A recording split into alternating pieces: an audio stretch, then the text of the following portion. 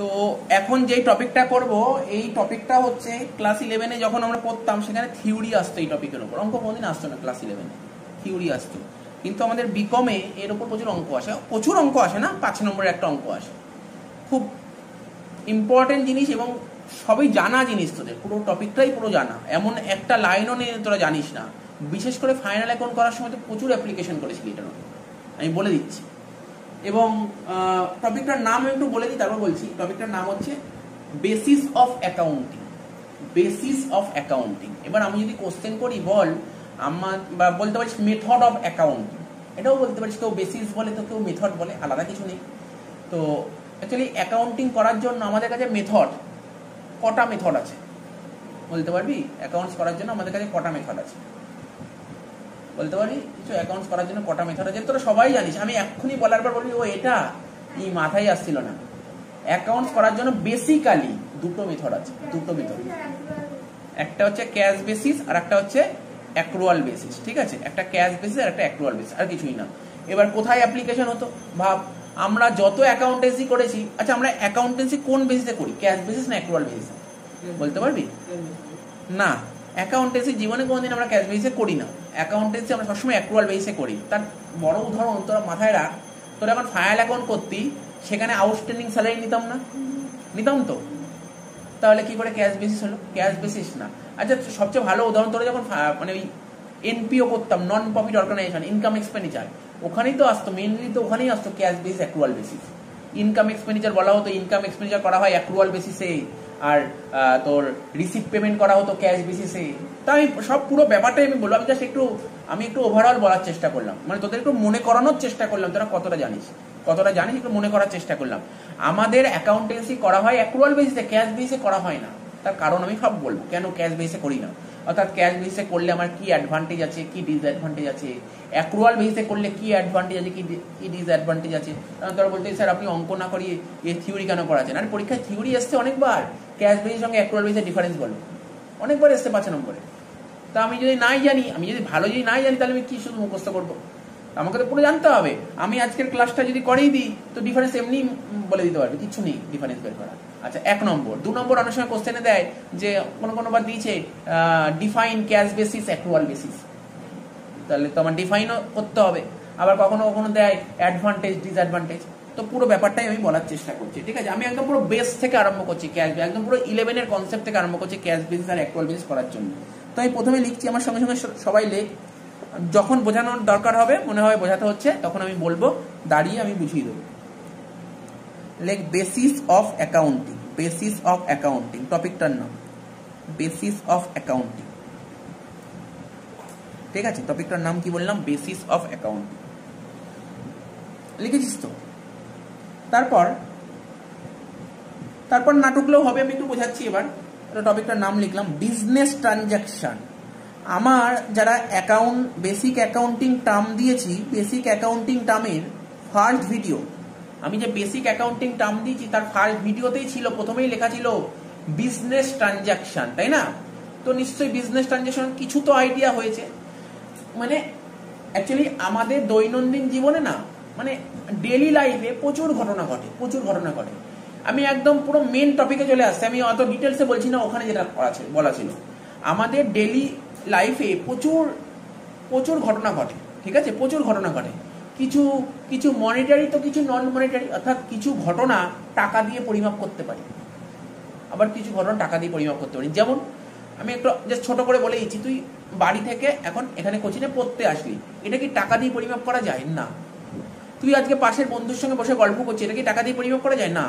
তো এইগুলো কিন্তু একটা ঘটনা, কিন্তু এই ঘটনার মধ্যে কোনো মানি ইনভলভ নেই। কিন্তু ধর তোর একটা মাস শেষ হলো, বাদ দে, তুই একটা কোনো দোকানে গেছিস, কিছু ওদের একটা ফোন কিনতে চলে গেছিস, দোকানদার তোকে ফোনটা দিল, তুই দোকানদারকে টাকা দিলি, এটা একটা ঘটনা, কিন্তু এই ঘটনার মধ্যে মানি ইনভলভ আছে, তাই তো? তাহলে এটা হচ্ছে ট্রানজাকশন। যে সমস্ত ট্রানজাকশন বিজনেসের মধ্যে অ্যানালাইসিস করা হয় তাকে বলে বিজনেস ট্রানজাকশন, তাই না? আজকে ধর আমি একটা ফোন কিনে আনলাম, কিন্তু আমি থোড়াই বিজনেসে ইউজ করছি, তাহলে বিজনেস ট্রানজাকশন কি করে হবে? যদি বিজনেসে ইউজ করা হয় তখন বিজনেস ট্রানজাকশন। বুঝা যাচ্ছে ব্যাপারটা কি? এটাই তো বলেছিলাম বিজনেস ট্রানজাকশন। ওইখান থেকে এখানে সূত্রপাত মেন, তার মানে আমি লিখছি বিজনেস ট্রানজাকশন, আমি দিচ্ছি, আমি প্যাটার্নটা সাজিয়ে নিই, তারপর দেখে ঢুকতে পারবে ভুল লেখাচ্ছে, আমি 1 মিনিটে লিখে নিই, তারপর তোকে দিচ্ছি। বিজনেস ট্রানজাকশনটা যেটা বলছিলাম, আমাদের দৈনন্দিন জীবন ডেইলি লাইফে প্রচুর ট্রানজাকশন দেখতে পারি, সব ট্রানজাকশন রেকর্ড করি না। কোন ট্রানজাকশন রেকর্ড করি? অনলি বিজনেস ট্রানজাকশন, তাই লিখেছি এখানে বিজনেস ট্রানজাকশন রেকর্ড করি। ঠিক আছে, তো এখানে পাশে একটা অ্যারো দিয়ে লিখছি, আমি দিচ্ছি খাতা তোদের। Dealing between two parties, dealing between two parties, প্রতিটা মানে বলবো, প্রতিটা লাইনের মানে বলবো, ডিলিং বিটুইন টু পার্টিস। তার মানে এই যে প্রতিটা যে ট্রানজাকশন হচ্ছে, ট্রানজাকশনে কি দুটো পার্টির মধ্যে ডিল হয় না? আজকে ধর আমি একটা কোনো দোকানে ফোন কিনতে চলে গেলাম, আমি একজন আর দোকানদার একজন, কজন পার্টি আছে এখানে? 2জন পার্টি। তো তোরা তো ক্লাস 11 থেকে শিখেছি, তোদের স্যারেরা বলেছিল যে না, প্রতিটা ট্রানজাকশনে দুটো পার্টি থাকবেই, দুটো পার্টি ছাড়া কখনো ট্রানজাকশন হবে না। তো এরকম পড়েছিলি পার্সোনাল অ্যাকাউন্ট করার সময়, রিসিভার গিভার, তো এই জিনিসগুলো শিখেছিলি। তো প্রতিটা ট্রানজাকশনে দুটো পার্টি অবশ্যই থাকবে, দুটো পার্টি ছাড়া কখনোই ট্রানজাকশন কমপ্লিট হবে না। তাই আমি লিখলাম ডিলিং বিটুইন টু পার্টিস। শুধু এইটুকুই নয়,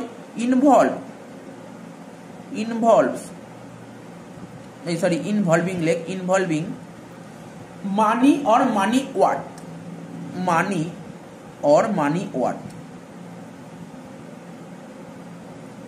যেমন ধর চায়ের দোকানে চলে গেলাম, বিকালবেলা না, তো সকালবেলায় মর্নিং ওয়াক করলাম, করে হাঁটতে হাঁটতে আসলাম, চায়ের দোকান খুললো 6টার সময়, চায়ের দোকানে ঢুকলাম, পেপার দিয়েছে। আমি বললাম কি কাকা কেমন আছো? বলে ভালো আছি। আমি বললাম পেপারটা দাও, পেপারটা পড়ি। ঘটনা তো ঘটলো, 2জন পার্টিও তো আছে, ওই যে চায়ের দোকানের লোক আর আমি, 2জন পার্টি আছে, কিন্তু এখানে কি কোনো মানি ইনভলভ হয়েছে? বল না, টাকা পয়সা আছে এখানে? না। তাহলে এটা কি করে ট্রানজাকশন হবে? না। তাই বলেছে এখানে ডিলিং বিটুইন টু পার্টিস, দুটো পার্টি হতে হবে, শুধু দুটো পার্টি হলেই হবে না, ইনভলভিং মানি আর মানি ওয়ার্থ, মানিও হতে হবে, এর মধ্যে মানিও হতে হবে। ঠিক আছে, তো মানিও হতে হবে। তো বোঝা যাচ্ছে ব্যাপারটা, লাইনটা মানে কি বললাম। এবার তুই যদি বলিস স্যার এর এক্সাম্পল দিন, যদিও অনেকগুলো এক্সাম্পল বলে দিচ্ছি, 4-5টা এক্সাম্পল বলে দিই, তবে আমি আবার বলছি এক্সাম্পলটা তুই লিখতে পারিস পারচেসেস অফ গুডস। নতুন করে তো বলার কিছু নেই, পারচেস অফ গুডস। আমি ধর গুডস কিনছি, দুটো পার্টি লাগবে এবং টাকাও লাগবে, টাকা পয়সার লেনদেন। আমার ধর পেনের দোকান, পেন কিনতে হচ্ছে, পেন আমার গুডস, তা পেন কিনতে হচ্ছে, আমি বললাম আমি 10,000 টাকা বা 15,000 টাকার পেন কিনে আনলাম, মানি তো ইনভলভ আছেই। কোনো লাইনের মানে বুঝতে অসুবিধা বলবি।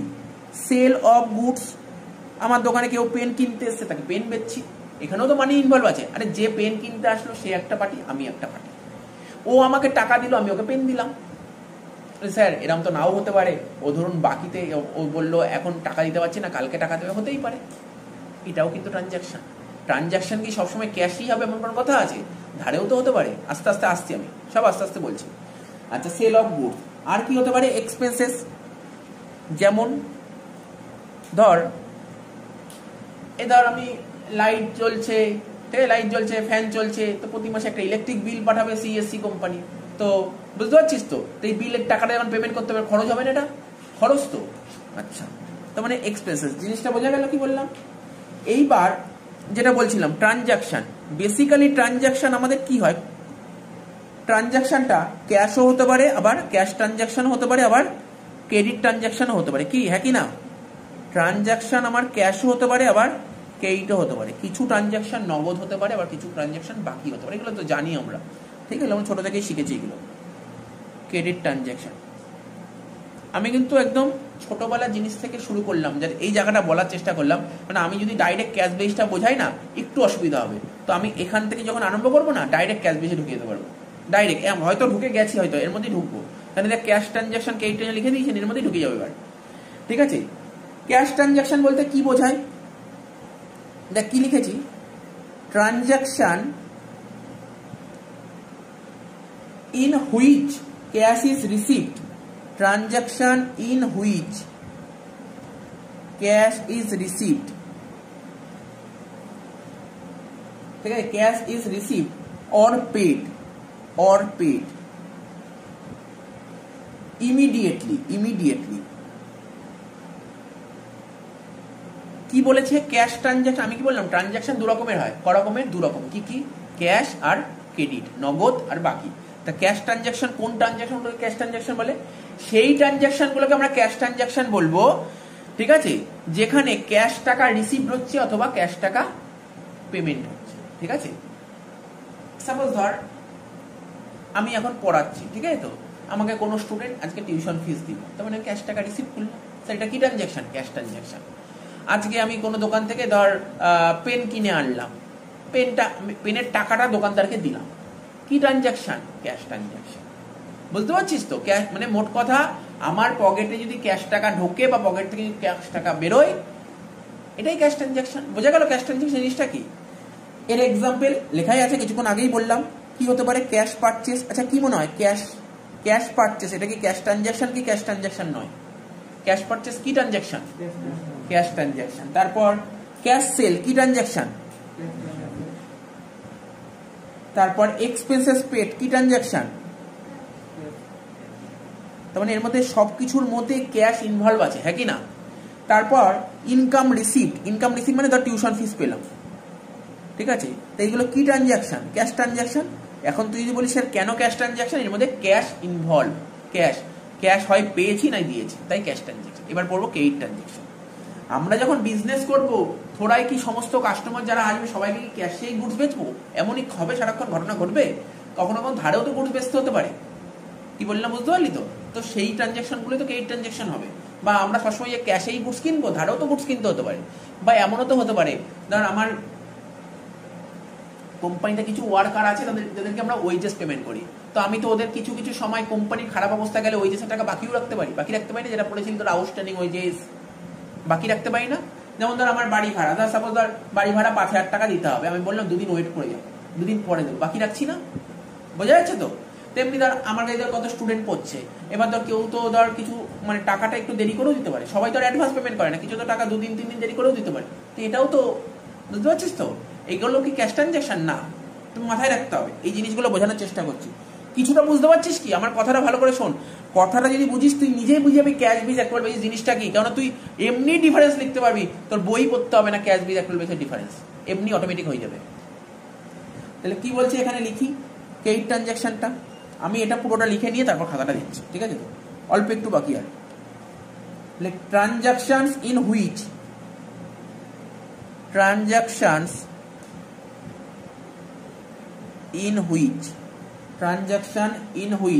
money is received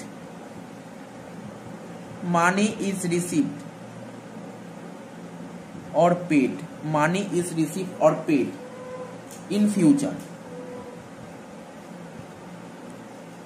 বল, আজকে আমার দোকান আছে, আমি যেই দোকানে মার্কার পেন বেচি, কোনো একজন কাস্টমার এসে বলছে কি আমার 3টে মার্কার পেন লাগবে, একটা লাল, একটা নীল, একটা কালো, ঠিক আছে? 3টে মার্কার পেন লাগবে। আমি বললাম দাও 75 টাকা দাও, 25 টাকা করে দাও, মার্কার পেন যাচ্ছে এখন 75 টাকা দাও। বলছে না না না না আজকে টাকা দেবো না। বলছে কবে? বলছে 3 দিন পর টাকা দেবো। তার মানে ও কি বললো? ও প্রমিস করলো না? ও প্রমিস করলো আমি 3 দিন পর টাকা দেবো। তাহলে আজকের দিনে দাঁড়িয়ে আমি এই ট্রানজ্যাকশনটাকে কি ট্রানজ্যাকশন বলতে পারি? ক্যাশ টাকা যদি আজকে পেতাম তাহলে ক্যাশ ট্রানজ্যাকশন। আজকে কি টাকা পেয়েছি? না স্যার, টাকা আপনি 3 দিন পর পাবেন, তাহলে 3 দিন পর ক্যাশ ট্রানজ্যাকশন। আজকে কেন? 3 দিন পর ক্যাশ ট্রানজ্যাকশন, আজকে ক্রেডিট ট্রানজ্যাকশন। ব্যাপারটা বলছি।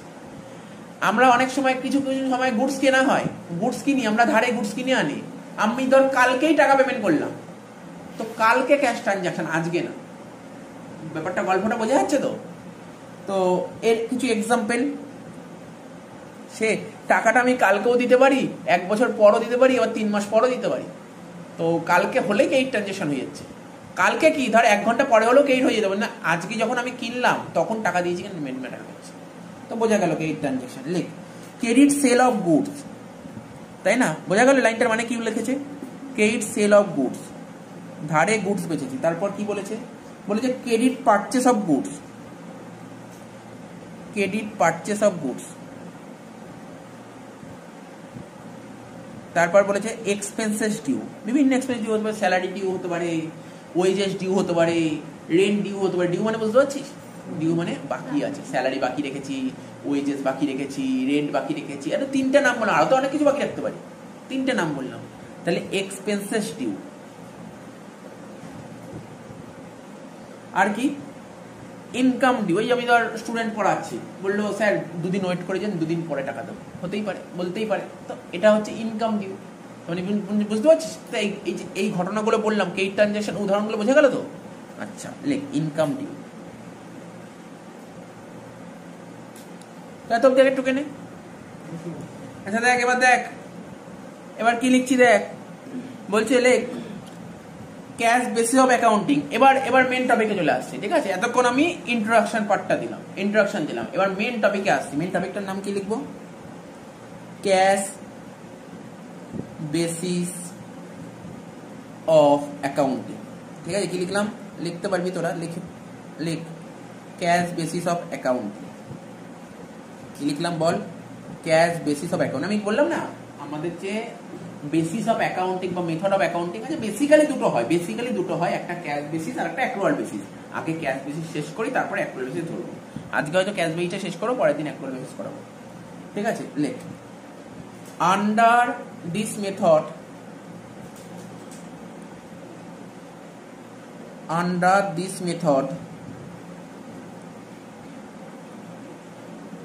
a transaction is recorded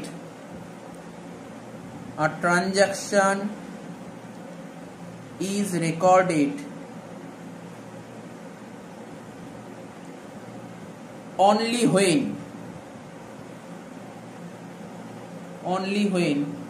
cash is received,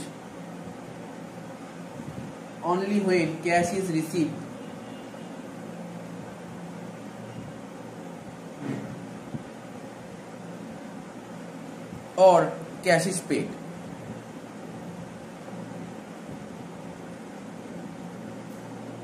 কি বলছে? ক্যাশ বেস অফ অ্যাকাউন্টিং, আমি একবার পড়ে দিচ্ছি, শোন। Under this method a transaction is recorded only when cash is received or cash is paid. মানে ক্যাশ বেস অফ অ্যাকাউন্টিং এ তুমি সেই সমস্ত ট্রানজাকশনই রেকর্ড করবে। কোন ট্রানজাকশন? ক্যাশ রিসিভড আর ক্যাশ পেড হলে ক্যাশ রিসিভড আর ক্যাশ পেড এই সমস্ত ট্রানজাকশন রেকর্ড করা হবে, আর কোনো ট্রানজাকশন রেকর্ড করা হয় না। বোঝা গেল? তাহলে ক্যাশ বেস অফ অ্যাকাউন্টিং এ কোন ট্রানজাকশন রেকর্ড করা হয়? Only cash item, cash received হোক বা ক্যাশ পেড হোক, এই ট্রানজাকশন রেকর্ড করা হয়, আর অন্য কোনো ট্রানজাকশন নয়। আমরা আস্তে আস্তে পড়তে বুঝবো সত্যি মানে ক্যাশ বেস অফ অ্যাকাউন্টিং ঠিক না, ভালো না, একদমই বাজে অ্যাকাউন্টিং। আস্তে আস্তে জানতে পারবো ক্যাশ বেস অ্যাকাউন্টিং ভালো না। একমাত্র ভালো হচ্ছে অ্যাকাউন্টিং করার ভালো মেথড হচ্ছে অ্যাক্রুয়াল বেস। আমি পরে জানাবো তোদের, ঠিক আছে? আর একটু পড়ি, তারপর জানাবো। লেখ, প্যারা চেঞ্জ করে লেখ, those transaction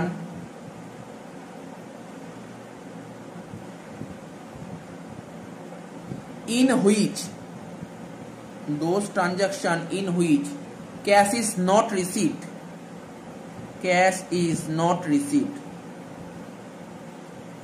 those transaction in which cash is not received or is not paid মানে cash is not paid, যেটাকে বলে is not paid, ঠিক আছে? those transaction, আবার লিখবো, those transaction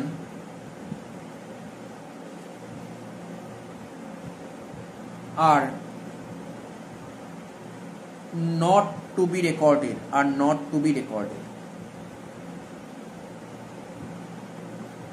তাহলে কি বলেছে?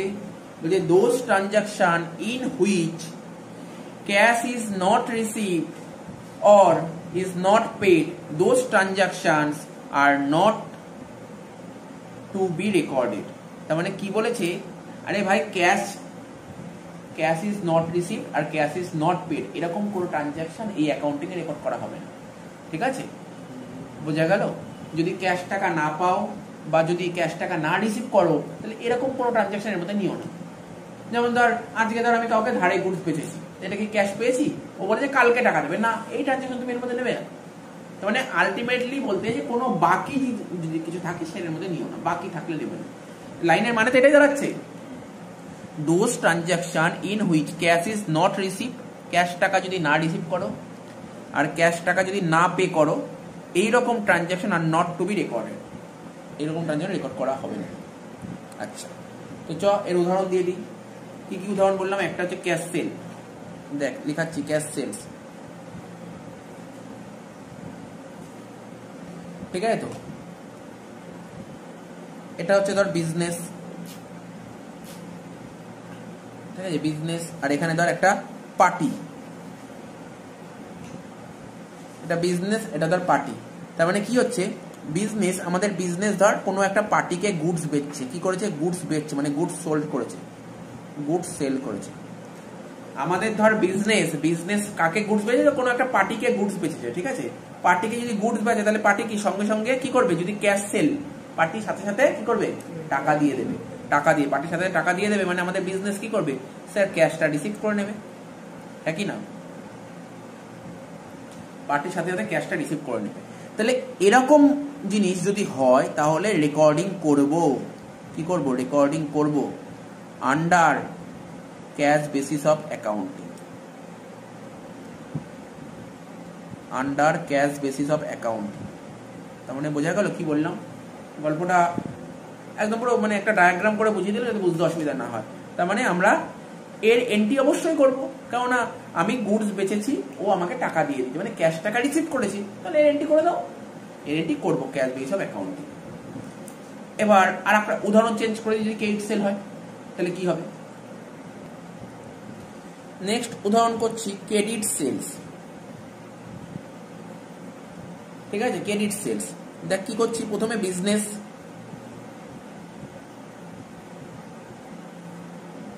ঠিক আছে প্রথমে বিজনেস, তারপর ধর পার্টি, ঠিক আছে। তো আমাদের যে বিজনেস কোনো একটা পার্টিকে গুডস বেচলো, ঠিক আছে এখানে লিখেছি গুডস বেচেছে, কিসে গুডস বেচেছে, গুডস সোল্ড করেছে, স্যার ধারে গুডস বেচেছে, ধারে গুডস বেচা হয়েছে, ঠিক আছে তো। তো পার্টি কি করেছে, ধারে যদি গুডস বেচা হয় তাহলে পার্টি কি সাথে সাথে টাকা দেবে না, পার্টি প্রমিস করেছে, পার্টি প্রমিস করেছে, কি প্রমিস করেছে বলছে প্রমিস করেছে পে করবে কবে, কবে পে করবে বলেছে আফটার, আফটার 1 মান্থ, 1 মাস পর, সে 1 মাস হতে পারে, 2 মাস হতে পারে, 3 মাস হতে পারে, তো এত মাস পর পেমেন্ট করবে, 1 মাস পর পেমেন্ট করবে, ঠিক আছে তো বোঝা গেল তো। আমাদের বিজনেস কোনো একটা পার্টিকে গুডস বেচেছে ধারে, তো পার্টি প্রমিস করেছে 1 মাস পর পেমেন্ট করবে, তো ধর 1 মাস পর মানে ধর ফিউচার ডেট আমি এখানে ধরলাম 1 মাস পর এই ডেটটা, তো এই ডেটে ঠিক আছে ওই পার্টি পেমেন্ট করবে বিজনেসকে, তার মানে ক্যাশটা কবে রিসিভ হবে, ওই ফিউচার ডেটে, ফিউচার ডেটে ক্যাশটা রিসিভ হবে, ঠিক আছে ফিউচার ডেটে ক্যাশটা রিসিভ হবে, ঠিক আছে। এইবার রেকর্ডটা কবে করা উচিত, টাকাটা পেয়েছি কবে স্যার ফিউচার ডেটে, তাহলে রেকর্ড কোন দিন করব, ফিউচার ডেটে করব নাকি আজকের দিনে করব, ফিউচার ডেটে, তার মানে এখানে লিখবো রেকর্ডিং, ঠিক আছে ব্র্যাকেটে লিখলাম ফিউচার ডেট, অর্থাৎ ফিউচার ডেটে রেকর্ড করব, ঠিক আছে ফিউচার ডেটে রেকর্ড করব under cash basis of accounting, under cash basis of accounting. তফাৎটা বুঝতে পারলি, তার মানে ক্রেডিট সেল যদি হয়, যেদিন ধারে গুডস বেচা হবে সেদিন কিন্তু ক্যাশ বেসে রেকর্ড করা হবে না, যেদিন টাকাটা পাবে সেদিন রেকর্ড করা হবে, যেদিন টাকাটা পাবে সেদিন রেকর্ড করা হবে,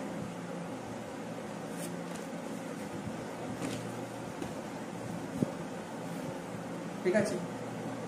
তো এরপরে একটা লিখছি, একটা কথা লিখছি under cash basis, under cash basis, under cash basis we do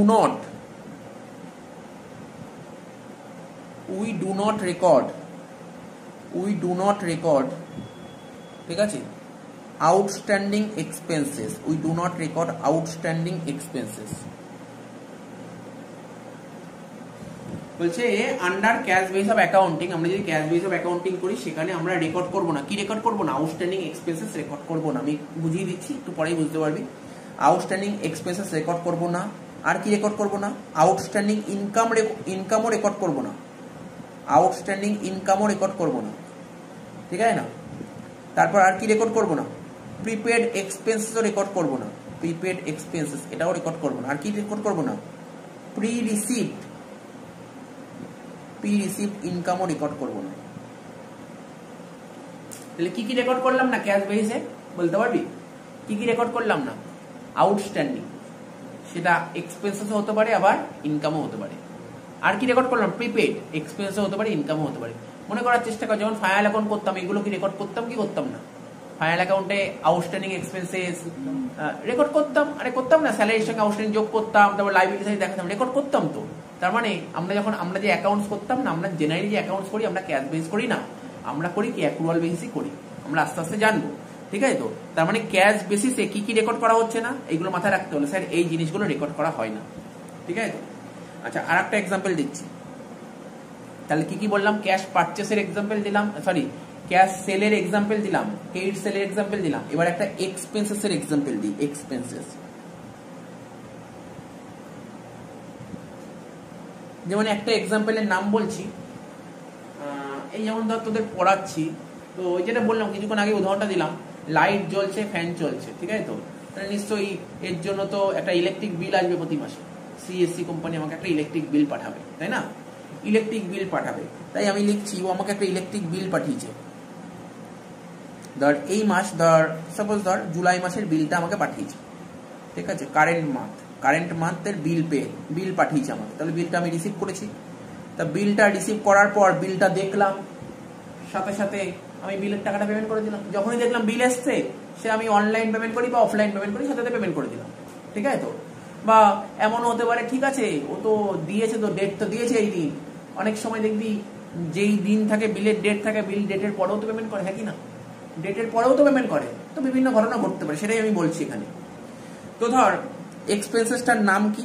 এই যে আমার যে বিল এসছে, এই যে বিল এসছে, তার মানে কি আমি ইলেকট্রিকটা ইউজ করেছি, ইলেকট্রিকটা কনজিউম করেছি, এত ইউনিট কনজিউম করেছি, তাই আমার বিল এসছে, বিলটা পেমেন্ট করতে হবে। অর্থাৎ আমি কনজিউম করলাম মানে ইউজ করলাম, তাই জন্যই তো আমার বিলটা আসলো। তাহলে এই ইলেকট্রিসিটি আমার কি এক্সপেন্সেস বলতে পারি কি পারি না?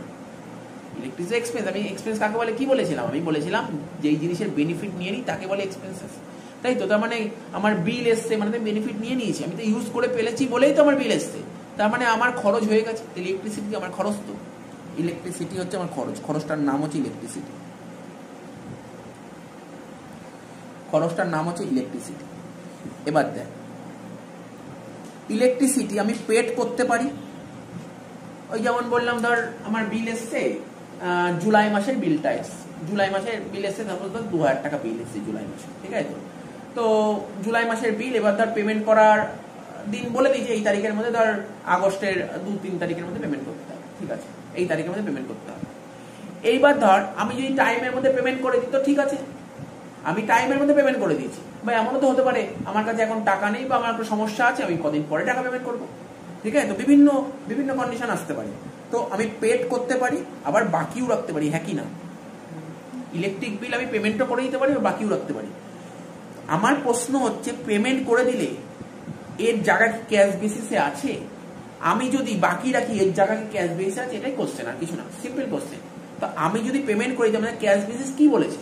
ক্যাশ বেসিস বলেছে তুমি যদি ক্যাশ পেমেন্ট করে দাও আর যদি ক্যাশ রিসিভ করো, তাহলে তুমি ক্যাশ বেসিসে দেখাতে পারবে। তুমি যদি টাকাটা বাকি রাখো, মানে তুমি ইলেকট্রিক ইউজ করে ফেলেছো, তুমি ইলেকট্রিকটা ব্যবহার করে ফেলেছো, কিন্তু তুমি কদিন পরে পেমেন্ট করবে। তার মানে কি? সাপোজ নর্মাল, ধর আমি স্টুডেন্ট পড়াচ্ছি, ধর আমি জুলাই মাস পড়িয়ে ফেললাম, 31শে জুলাই, আমি ধর পুরো জুলাই মাসটা পড়িয়ে ফেললাম, যে 31শে জুলাই শেষ হলো, তার মানে আমার কিন্তু ইনকাম হয়ে গেল। তো আমাকে টাকা দিল কি দিল না সেটা তো হবে না। ধর কি হয়, আমরা যে পড়াই জুলাই মাসের 1 তারিখ থেকে পুরো 31 তারিখ অবধি পড়ালাম, 31 তারিখে কিন্তু আমি স্টুডেন্টের কাছে আমি টাকা দিতে পারি কি আমার মাইনাটা দেয়, কারণ এটা আমার অধিকার আছে। কিন্তু ও ধর মাইনা 31 তারিখ দিল না, তার মানে কি ও আমার কাছে টাকাটা বাকি রেখে দিল, ও তো আমাকে টাকাটা বাকি রেখে দিল, ও ধর 2 দিন 3 দিন 4 দিন 5 দিন পর দিল। তো জিনিসটা বোঝা যাচ্ছে তো? তার মানে 31 তারিখ কিন্তু আমার ইনকাম হলো, ও টাকাটা আমাকে 5 দিন পর দিল, তো 5 দিন পর আমি টাকাটা রিসিভ করেছি, আজকে কিন্তু রিসিভ করিনি, তাই আজকে কিন্তু আমি দেখাতে পারবো না। মানে এরকম যদি হয়, ধর আমার জুলাই মাসে টিউশন ফিস, ধর আমার কোনো একটা স্টুডেন্টের মাইনা 2000 টাকা, 31শে জুলাই ওকে টাকা দিলাম, ভাই 2000 টাকা দিই, মাইনাটা দে। ও বললো আমি এখন দিতে পারবো না, 5 দিন পর দেবো। ও যেই দিন দিল 5 দিন পর, সেই দিন আমি যদি ক্যাশ বেসিস রেকর্ড করি, সেই দিন ক্যাশ বেসিসে নেব, আজকে নেব। আমার কথাটা বোঝা যাচ্ছে? ক্যাশ বেসিস এটাই বলেছে, যেই দিন রিসিভ করবে বা যেই দিন পেমেন্ট করবে সেই দিনই তুমি রেকর্ড করো, এটাই ক্যাশ বেসিস বলেছে, ঠিক আছে? যেটা খুব বাজে, একদমই বাজে অ্যাকাউন্ট। এখানে এই অ্যাকাউন্টিং যদি ফলো করা হয়, কোম্পানি কখনোই সঠিক প্রফিট পাবে না, কখনোই সঠিক প্রফিট পাবে না। ঠিক আছে, আমি জানাতে পারবো, এখনই জানিয়ে দিচ্ছি। তো পে ডিউ, ডিউটাকে কি বলা হয় আমাদের অ্যাকাউন্টসের ভাষায়? আর একটা কি বলা হয়? আউটস্ট্যান্ডিং। ডিউটাকে আমরা বলি আউটস্ট্যান্ডিং। তো দেখ পেডটা কি বলেছে এখানে? বলছে entry made under cash base of accounting. তার মানে ধর আমি যদি ইলেকট্রিক বিল যদি পেমেন্ট করে দিই, তাহলে নিশ্চয়ই ক্যাশ বেসে দেখাতে পারবো। তাহলে এখানে কি লিখতে পারি? Entry made under cash basis of accounting. Entry made under cash basis of accounting. বোঝা গেল কি লিখলাম? জিনিসটার মানে বুঝতে হবে। মানে বুঝতে পারলে কিছু নেই, বই তোকে আলাদা করে পড়তেও হবে না।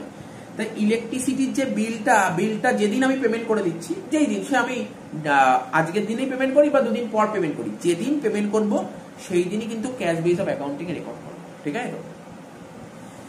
এবার ডিউ বা আউটস্ট্যান্ডিং জিনিসটা কি লিখতে পারি? পেমেন্ট will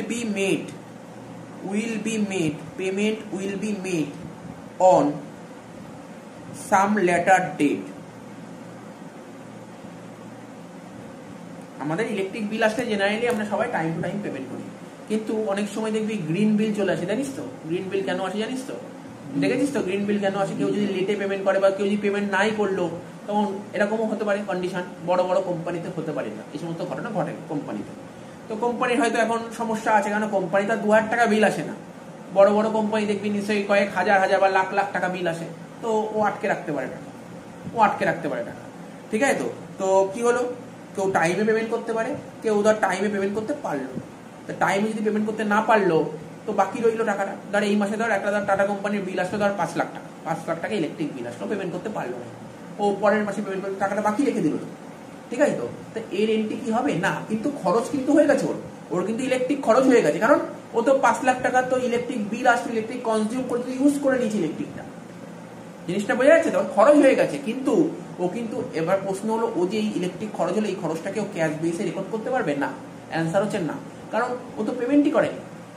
তো এত অনেকক্ষণ ধরে বোঝানোর চেষ্টা করলাম ব্যাপারটা। ঠিক আছে? তো দেখ এবার বলছে ডিউ অর আউটস্ট্যান্ডিং। তাহলে এক্ষেত্রে এই যে ধর যেই কোম্পানি হোক বা আমার কথাই যদি বলি, আমি ইলেকট্রিক বিল এই মাসে পেমেন্ট করতে পারিনি, তাহলে আমার তো পেমেন্ট করা উচিত ছিল, কারণ আমি তো বেনিফিট নিয়েছি। বল না, জুলাই মাসের ইলেকট্রিক বিল, জুলাই মাস আমি ইউজ করেছি, 2000 টাকা ইলেকট্রিক বিল এসছে, জুলাই মাসের 31 তারিখ এসছে, কিন্তু আমি টাকাটা পেমেন্ট করতে পারিনি। তার মানে কি আমাকে কি টাকাটা পেমেন্ট করতে হবে? কারণ আমি বেনিফিট নিয়ে নিয়েছি, আমি তো ইউজ করে ফেলেছি, আমাকে টাকাটা পেমেন্ট করতে পারিনি। তার মানে কি আমার মাথায় কি একটা হেডেক তৈরি হয়েছে? আমার মাথায় কি একটা অব্লিগেশন তৈরি হয়েছে যে টাকাটা পেমেন্ট করতে হবে? হ্যাঁ, তৈরি হয়েছে, পেমেন্ট করতে হবে। তাহলে এটাকে কি বলতে পারি? লাইবিলিটি। তো বলতে পারি এটা হচ্ছে আমার এক ধরনের লাইবিলিটি। বোঝা যাচ্ছে? এটা হচ্ছে আমার এক ধরনের লাইবিলিটি। তার মানে আমি বলতে পারি এরকম যখনই সিচুয়েশন অ্যারাইজ হবে, তখন বলতে পারি লাইবিলিটি ক্রিয়েটেড। কি লিখতে পারি? Liability created. ঠিক আছে? আর এরকমই এন্ট্রি তাই লিখেছে, পরিষ্কারভাবে বলে দিয়েছে, no recording is done today. নো রেকর্ডিং is done today। আমি এত এই ডায়াগ্রাম করে ধরে বুঝিয়ে কেন করালাম? আমি যদি কখনো পুরো পেপারগুলো নাও পড়তে পারি, এই জিনিসগুলো মাথায় থাকে যাবে। এই জিনিসগুলো একবার উদাহরণ দেখলেই মাথায় পড়ে যাবে, মনে পড়ে যাবে। ঠিক আছে? একটু কেনে আমি কি বললাম? ক্যাশ সেল এর উদাহরণ দিলাম, ক্রেডিট সেলের উদাহরণ দিলাম, ক্যাশ পারচেজ, ক্রেডিট পারচেজ তোরা নিজেরা মন থেকেই তৈরি করতে পারছি। আমি সব উদাহরণ দিলাম না, কত উদাহরণ দেবো? ঠিক আছে? একটা এক্সপেন্সের উদাহরণ দিলাম, এরপর একটা ইনকামের উদাহরণ দেবো। ঠিক আছে? এত একটু কেনে। আচ্ছা দেখ, এবার কি করব? এবার হচ্ছে ইনকাম নিয়ে আলোচনা করি একটু।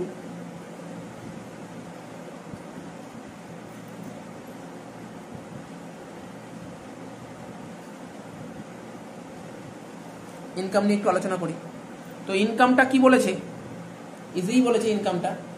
তো যারা আমি আমার কথা বলছি, তার টিউশন ফিজের কথা। আমি স্টুডেন্ট পড়াচ্ছি, ঠিক আছে? তো এবার স্টুডেন্ট পড়ালে তো প্রতি মাস ধর জুলাই মাস পড়ালাম, জুলাই মাস শেষ হলে 31 তারিখ শেষ হলো, 31শে মাস। তো তারপর 10 স্টুডেন্টরা টাকা দিয়ে দিল, টিউশন ফিস দিয়ে দিল। তার মানে কি আমি রিসিভ করতে পারি টাকাটা? কোনো student time to time payment করে দিল, রিসিভ করে নিলাম টিউশন ফিসের টাকাটা। ঠিক আছে? তো আবার কোনো স্টুডেন্ট বললো ওর একটু অসুবিধা আছে, ও বললো একটু অসুবিধা আছে, প্রবলেম চলছে, বললো কদিন পর দেবে, একটু কদিন পরে দিল। তার মানে কি করলো, ও টাকাটা কি আটকে রাখলো। জুলাই মাসে ধর, আমি যেটা তোদের বারবার একটা কথাই বলার চেষ্টা করছি,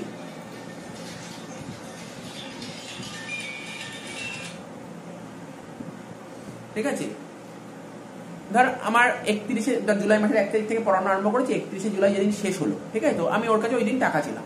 তার মানে আমি টাকা কতদিন চেতে পারি, আমি যেই স্টুডেন্টকে পড়াচ্ছি সেই মাসটা শেষ হলে তার কাছে টাকা যেতে পারি, ঠিক আছে। তো এটাই ব্যাপার, নর্মাল ব্যাপার। ওর কাছে আমি 31শে জুলাই টাকা ছিলাম, ও যদি ওই দিন টাকা দিয়ে দেয় তাহলে টাকাটা পেয়ে গেলাম, রিসিভ হয়ে গেল, ঠিক আছে। তো ইনকাম কাকে বলে বুঝতে পারছিস, ইনকাম কাকে বলে, এটা খুব জরুরি, আমরা ক্লাস 11 থেকে শিখছি ইনকাম কাকে বলে। ধর আমি যদি কোনো স্টুডেন্টকে পড়িয়ে দিই তাহলে আমার ইনকাম হয়ে গেল, তাহলে আমার ইনকাম হয়ে গেল। সেরকম জুলাই মাসে ধর 1 তারিখ থেকে পড়ানো আরম্ভ করলাম, 31 তারিখ অব্দি পড়ালাম, তার মানে পড়ানোটা কমপ্লিট হলো, 31 তারিখে আমার ইনকামটা জেনারেট হয়ে গেল।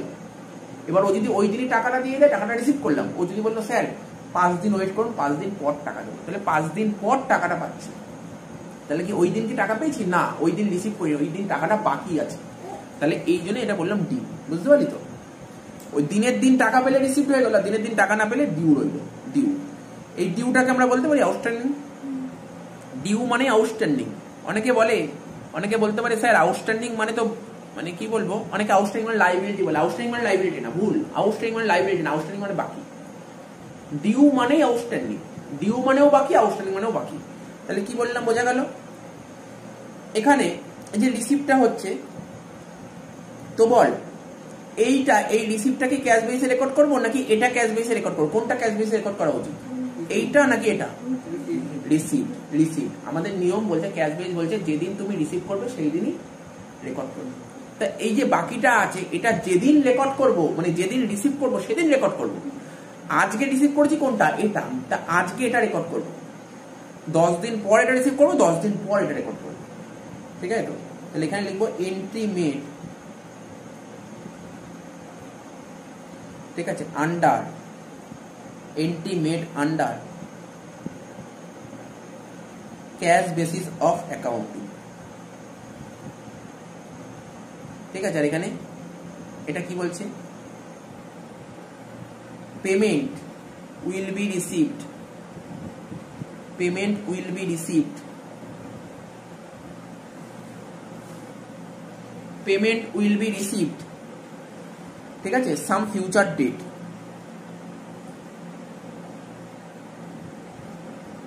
আমি কোনো স্টুডেন্টকে পড়িয়েছি জুলাই মাসে টাকা দেওয়ার কথা, ও না জুলাই মাসের টাকাটা, জুলাই মাস পড়িয়েছি, জুলাই মাসে 31 তারিখ করে টাকাটা চেয়েছি, ওই টাকাটা আগস্ট মাসের 17 তারিখ দিয়েছে। তার মানে 17 দিন টাকাটা আটকে রেখেছিল, যেই টাকাটা আমার পাওয়ার কথা কবে, জুলাই মাসের 31 তারিখ, ঠিক আছে, জুলাই মাসের 31, 17 দিন টাকাটা আটকে রেখেছে, 17 দিন পর টাকাটা পেমেন্ট করেছে। তার মানে এখানে বলেছি, তার মানে পেমেন্টটা কবে পাচ্ছি স্যার, 17 দিন পর, তাই তো। তার মানে পেমেন্টটা রিসিভড হয়েছে কবে, ফিউচার ডেটে পেমেন্ট রিসিভড হয়েছে। তার মানে আচ্ছা, এইটাকে কি আমরা অ্যাসেট বলতে পারি? ভালো করে বোঝ, আমার ইনকামটা কবে হয়ে গেছে, ইনকামটা কবে করেছি, ইনকামটা হয়েছে কিন্তু আমার 31শে জুলাই। ধর কোনো স্টুডেন্টের কাছে, একটা স্টুডেন্টকে পড়েছি, ওর মাইনা 2000 টাকা, জুলাই মাসের 31 তারিখে ওর কাছে আমি 2000 টাকা পাই, 31 তারিখেই পাই, ওই দিনই আমার ইনকাম হয়ে গেছে, কিন্তু ও টাকাটা 17 দিন পর দিয়েছে। তার মানে কি, আমার তো অ্যাসেটই ছিল, ও টাকাটা তখন দিতে পারিনি, বলছে ফিউচারে দেবে। তা আমি কি বলছি, এর বেনিফিটটা ফিউচারে, কোনো জিনিসের বেনিফিট যদি ফিউচারে পাওয়া যায় তাকে অ্যাসেট বলে। তোরা মনে করতো, তোরা দেখ অ্যাক্রুড ইন্টারেস্ট পেতি, ঠিক আছে, তো এটা কি বলতি, অ্যাসেট বলতি না অ্যাক্রুড ইন্টারেস্ট। তার মানে কি, ইনকামটা হয়ে গেছে, মানে অ্যাক্রুড মানে কি, মানে income due but not received. Tuition fees, এই টিউশন ফিস বাকি আছে, মানে কি স্যার আপনার ইনকামটা আপনি করে ফেলেছেন কিন্তু আপনি টাকাটা পাননি, তাই তো। একে বলতে পারি তো accrued tuition fees, tuition fees due but not receive. Tuition fees due কেন বললাম, আমি পড়িয়ে নিয়েছি, অর্থাৎ আমার টাকাটা ডিউ হয়ে গেছে, ঠিক আছে, বাট নট রিসিভ, রিসিভ হয়নি এখন পর্যন্ত, বুঝা গেল তো। তো এটাকেই বলছে, তাহলে আর এরকম জিনিসটাকে কি বলতে পারি, অ্যাসেট না লাইবিলিটি। আচ্ছা, এই যে এই টাকাটা ধর কোনো স্টুডেন্টের কাছে 2000 টাকা পায়, 31 তারিখে ওর কাছে 2000 টাকা, কারণ আমি পড়িয়ে দিয়েছি 2000 টাকা পাই, ও তো 31 তারিখে দিতে পারেনি। তাহলে এই টাকাটা আমি দেবো না আমি নেবো, নেবো। কোনো জিনিস যদি নিই সেটা আমার অ্যাসেট না লাইবিলিটি, অ্যাসেট। তাহলে এটা আমার অ্যাসেট হয়ে গেল, এটা আমার অ্যাসেট। তাহলে কি লিখবো, অ্যাসেট হয়ে গেল। তো এটার কি লিখবো, নো রেকর্ডিং, এখানে কি লিখবো, no recording is done today, ঠিক আছে, no recording is done today, তাহলে আজকে কোনো রেকর্ডিং করবো। তো জিনিসটা বোঝা গেল এখন পর্যন্ত। কিন্তু আমি দেখ এখন পর্যন্ত কি কি বুঝিয়েছি, আমি শুধু আউটস্ট্যান্ডিং নিয়ে আলোচনা করেছি। দেখ আউটস্ট্যান্ডিং এক্সপেন্সেস, আউটস্ট্যান্ডিং ইনকাম, ঠিক আছে। আচ্ছা আউটস্ট্যান্ডিং ইনকামের আরেকটা নাম কি, অ্যাক্রুড ইনকাম। অ্যাক্রুড, কখনো কখনো আউটস্ট্যান্ডিং না বলে অ্যাক্রুডও বলতে পারে। আউটস্ট্যান্ডিং ইনকামের আরেকটা নাম অ্যাক্রুড ইনকাম। তো আমি এখন পর্যন্ত আউটস্ট্যান্ডিং আর অ্যাক্রুড নিয়ে আলোচনা করলাম। কিন্তু প্রিপেড কথাটা এখনো বলেছি, প্রিপেড বা প্রি-রিসিভড কথা বলেছি না। তো প্রিপেড তো এরকম হতেই পারে, ধর আমি কোনো স্টুডেন্টকে পড়াচ্ছি, ও আমাকে অ্যাডভান্স টাকা দিয়ে দিচ্ছে, হতে পারে না। আমি আজকে কোনো স্টুডেন্টকে পড়াচ্ছি, সে বললো ঠিক আছে আপনি অ্যাডভান্স টাকা রেখে দিন। অ্যাডভান্সে অনেকেই করতে পারে, যেমন ধর এই আগস্ট মাসের মাইনেটা আমাকে অ্যাডভান্স দিয়ে দিল, কিন্তু আমি ওকে যে মাইনা চাইনি, মানে বুঝতে পারছিস তো অ্যাডভান্সের ব্যাপারটা। আগস্ট মাসের 1 তারিখ থেকে 31 তারিখ অব্দি পড়াবো, আমি ওকে টাকা দিতে পারি কবে, 31 তারিখ টাকা দিতে পারি, কিন্তু আমাকে আগস্ট মাসের মধ্যেই মাইনাটা দিয়ে দিস, মানে অ্যাডভান্স দিয়ে দিয়েছে। তো আমাদের অ্যাকাউন্ট মানে ক্যাশ বেসিস কি বলছি জানিস তো, ক্যাশ বেস বলছে ভাই তুমি অ্যাডভান্স পেয়েছো, বাকি আছে আমার জানার দরকার নেই। ও এসব কিছু রেকর্ড করে না। ওর মতলব হচ্ছে টাকা পাওয়া নিয়ে, টাকা দেওয়া আর টাকা পাওয়া, আর কিছু জানে না। ও বলছে তুমি যদি টাকা পাও বা টাকা দাও তাহলেই রেকর্ড করবো, আর রেকর্ড করবো না, অন্য কিছু করবো না। আমি প্রিপেড বুঝি না, আমি অ্যাক্রুড বুঝি না, আমি আউটস্ট্যান্ডিং বুঝি না, আমি কিছুই বুঝি না, আমি প্রি-রিসিভ কিচ্ছু বুঝি না। তার মানে বোঝা গেল ব্যাপারটা। আচ্ছা আগে একটা কথা বলে দিই, কোনো স্টুডেন্ট যদি, এটা আমরা অ্যাকাউন্টসে বেসিক অ্যাকাউন্টিং নামে শিখেছি, কোনো স্টুডেন্ট যদি আমাকে টাকাটা অ্যাডভান্স দিয়ে দেয়, ঠিক আছে, তো এটা কি আমার ইনকাম বলতে পারবি? কোনো স্টুডেন্ট যদি আমাকে টাকা অ্যাডভান্স দিয়ে দেয়, এটা আমার কোনো ইনকাম না, এটা আমার কোনো ইনকাম নয়। কি করে ইনকাম হবে? আরে আমি তোকে পড়াইনি এখনো পর্যন্ত, পুরো পড়ানো শেষই হয়নি, আমার কি করে ইনকাম হলো? বুঝে যাচ্ছে তো, এটা আমার ইনকাম নয়। ইনকাম কবে হবে? কোন স্টুডেন্ট আগস্ট মাসের 1 তারিখ থেকে ওর কাছে আমি 31 তারিখ মাইনা চাইবো, ও আমাকে 10 তারিখে মাইনা দিয়ে দিচ্ছে, 31 তারিখ আসলে আমি বলবো ইনকাম। আমি কিন্তু 10 তারিখ বলতে পারি না ইনকাম, ঠিক আছে তো, সেটা আমার ইনকাম নয়, এটা আমার এক ধরনের লাইবিলিটি। এটা আমার এক ধরনের কি লাইবিলিটি, কি বললাম বুঝতে পারলি? এটা হচ্ছে আমার এক ধরনের লাইবিলিটি। কেননা কতদিন পর্যন্ত লাইবিলিটি থাকবে? 31 তারিখ অব্দি লাইবিলিটি থাকবে, তারপরে নর্মালি আমার ইনকাম হয়ে যাবে, তাই তো। তার মানে এটা কি হচ্ছে, এটা কি ধরনের ইনকাম? এটা হচ্ছে আমার প্রি-রিসিভ। আচ্ছা প্রি-রিসিভ কেন বললাম? আগে রিসিভ করেছি। এটা হচ্ছে আমার টিউশন ফিস হচ্ছে এমন এক ধরনের ইনকাম যেটা আগে রিসিভ করেছি, এটাকে আমার বলতে পারি কি ইনকাম? Pre-receive income. তাহলে এখানে লিখছি, ইনকামটা লিখছি এখানে প্রি-রিসিভ ইনকাম। বুঝা গেল? Pre-receive income. প্রশ্ন হচ্ছে এটা কি রেকর্ড করা হবে? হ্যাঁ এটা রেকর্ড করা হবে। আচ্ছা দেখ, কোন স্টুডেন্ট ধর আগস্ট মাসের মাইনা ধর 2000 টাকা, আগস্ট মাসে 31 তারিখ দেওয়ার কথা, ও না 17 তারিখে মাইনা দিয়ে দিয়েছে, 2000 টাকা দিয়ে দিয়েছে। তার মানে প্রশ্ন হলো এটা কি, ও যে 2000 টাকা দিয়ে দিল, এটা কি ক্যাশ বেসে রেকর্ড করা উচিত? মানে কি করবো কি করবো না? করবো কি করবো না? অবশ্যই করবো। কেন? ক্যাশ বেসিস কি বলেছে? বলছে টাকা পেলে বা টাকা দিলে, ক্যাশ যদি রিসিভ করো বা ক্যাশ যদি পে করো তাহলেই রেকর্ড করো, না হলে না। ও জানতেও চাইনি প্রি-রিসিভ কবেকার টাকা, ও কিচ্ছু জানতে চায় না, ও কিছুই জানতে চায় না, বলে টাকা আসলেই রেকর্ড করো, ব্যাস আর কিছুই না। তাহলে এটা বুঝতে পারলি, এটা রেকর্ড করা হবে কি কবে না? অবশ্যই রেকর্ড করা হবে। কোনটা রেকর্ড করা হবে? যদি টাকাটা পাবে, বাট প্রি-রিসিভ ইনকাম রেকর্ড করা হবে না। বুঝতে পারলি তো? এটা বলেছে। তাহলে একই রকম কেস বলতে পারি এক্সপেন্সের ক্ষেত্রে, প্রিপেড, তাহলে ওটাও বলতে পারি একই রকম কেস।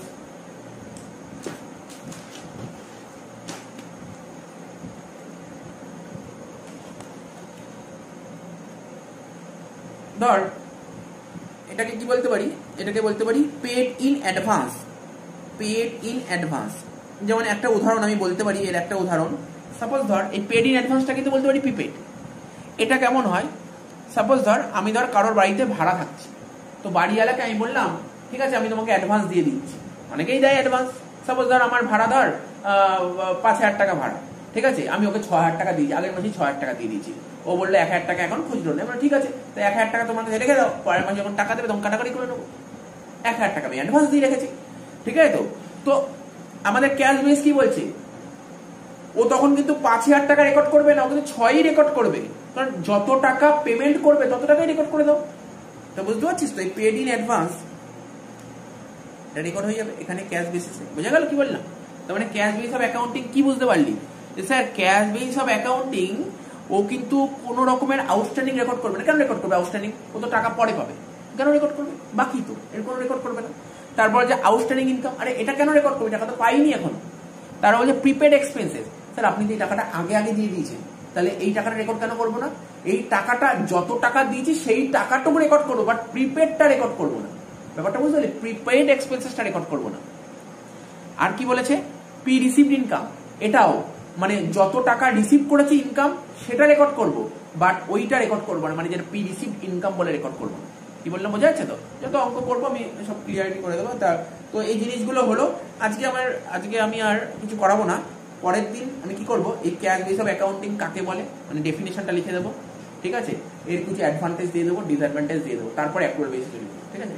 আমাকে টাইম লাগবে করতে এটা। তো দেখ, আগের দিন আরম্ভ করেছিলাম বেসিস অফ অ্যাকাউন্টিংটা স্টার্ট করেছিলাম, ঠিক আছে?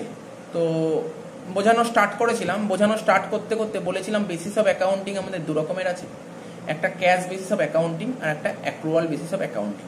তো ক্যাশ বেসিস অফ অ্যাকাউন্টিংটা বুঝিয়েছিলাম, but cash basis of accounting এর ডেফিনেশনটা লেখাটা সময় হয়নি, টাইম শেষ হয়ে গেছে, ঠিক আছে? তো আজকে আমরা আরম্ভ করব ক্যাশ বেসিস অফ অ্যাকাউন্টিং কাকে বলে, ঠিক আছে? তো লেখ ক্যাশ বেসিস অফ অ্যাকাউন্টিং কাকে বলে, ডেফিনেশন লিখছি, ঠিক আছে? কার definition? Cash basis of accounting এর definition.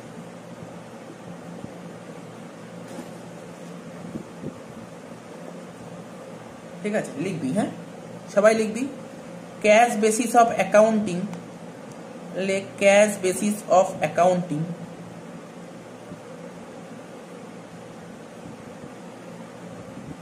cash basis of accounting is a system cash basis of accounting is a system in which cash basis of accounting is a system in which transactions are recorded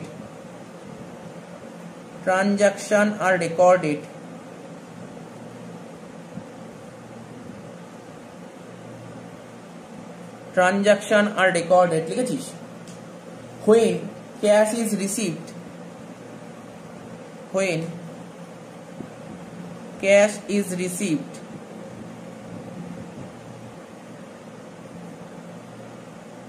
or paid that is টা কেমন লিখবি? I, E, that is entry is not recorded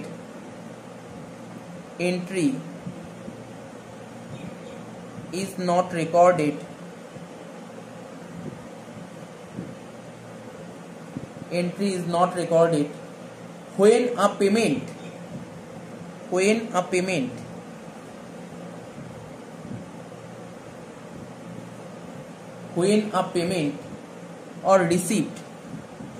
payment or receipt is merely due আমি repeat করছি, আবার যা লিখলাম আমি প্রথম দিয়ে আবার বলছি, একটু মিলিয়ে নিবি। Cash basis of accounting is a system in which transaction are recorded, ঠিক আছে? Are recorded when cash is received or paid, that is entry is not recorded when a payment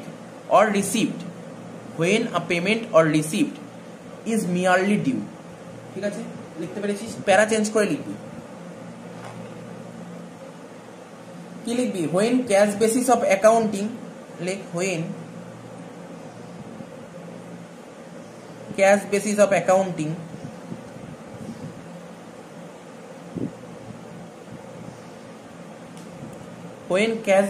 accounting is followed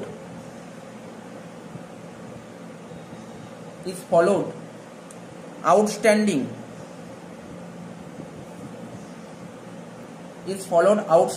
and prepaid expenses,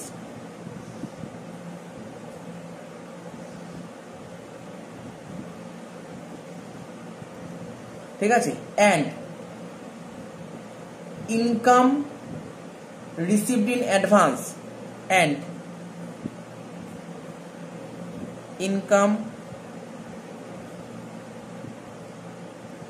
received in advance and income received in advance লিখেছিস তো, and income লিখতে পেরেছিস, and income received in advance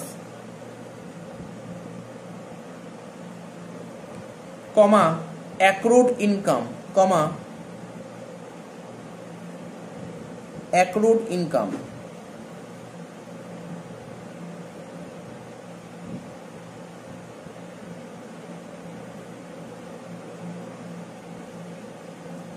accrued income are not considered চ দেখি কি লিখেছে এখানে।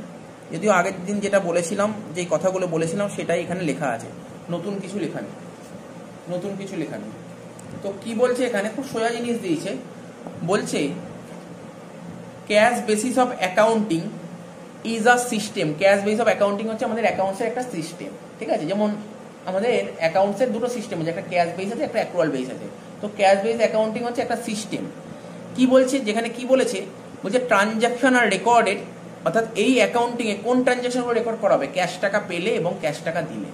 মানে যদি কোনো পার্টির থেকে যদি কোনো ক্যাশ রিসিভ করি বা কাউকে যদি ক্যাশ টাকা পেমেন্ট করি, সেই সমস্ত ট্রানজাকশনই এইটা রেকর্ড করা হবে, ক্যাশ বেস অফ অ্যাকাউন্টিংয়ে রেকর্ড করা হবে। বলছে তাহলে এখানে কোন এন্ট্রি রেকর্ড করা হবে না, ডিউ। যদি কোনো বাকি থাকে, ধর কোনো কিছু ধারে কিনলাম, ধারে বেচলাম, কোনো কিছু বাকি জিনিস এখানে রেকর্ড করা হবে। এখানে এটাই বলছে, that is entry is not recorded when a payment or receive is merely due. যদি কোনো ডিউ থাকে এগুলো রেকর্ড করা হবে। তাহলে বুঝতে পারলি ক্যাশ বেস অফ অ্যাকাউন্টিং কি বলেছে, ঠিক আছে? তারপর বলছে, প্যারা চেঞ্জ করে বলছে, when cash base of accounting is followed outstanding prepaid expenses, তারপর income received in advance, accrue income আর নট, এই সমস্ত জিনিস কনসিডার করা হয় না ক্যাশ বেস অফ অ্যাকাউন্টিং এ। এইবার যখনই এটা বলে নিলাম, কখনো জানতে চাই অনেকে, এর কিছু অ্যাডভান্টেজ কিছু ডিসঅ্যাডভান্টেজ নিয়ে আলোচনা করবো, ঠিক আছে? ক্যাশ বেস অফ অ্যাকাউন্টিং এর অ্যাডভান্টেজ বলে হেডিং দে, advantage, cash base of accounting এর অ্যাডভান্টেজেস বলে হেডিং দে। প্রথমে অ্যাডভান্টেজেস করি, তারপর ডিসঅ্যাডভান্টেজ করবো, মানে কিছু সুবিধা কিছু অসুবিধা।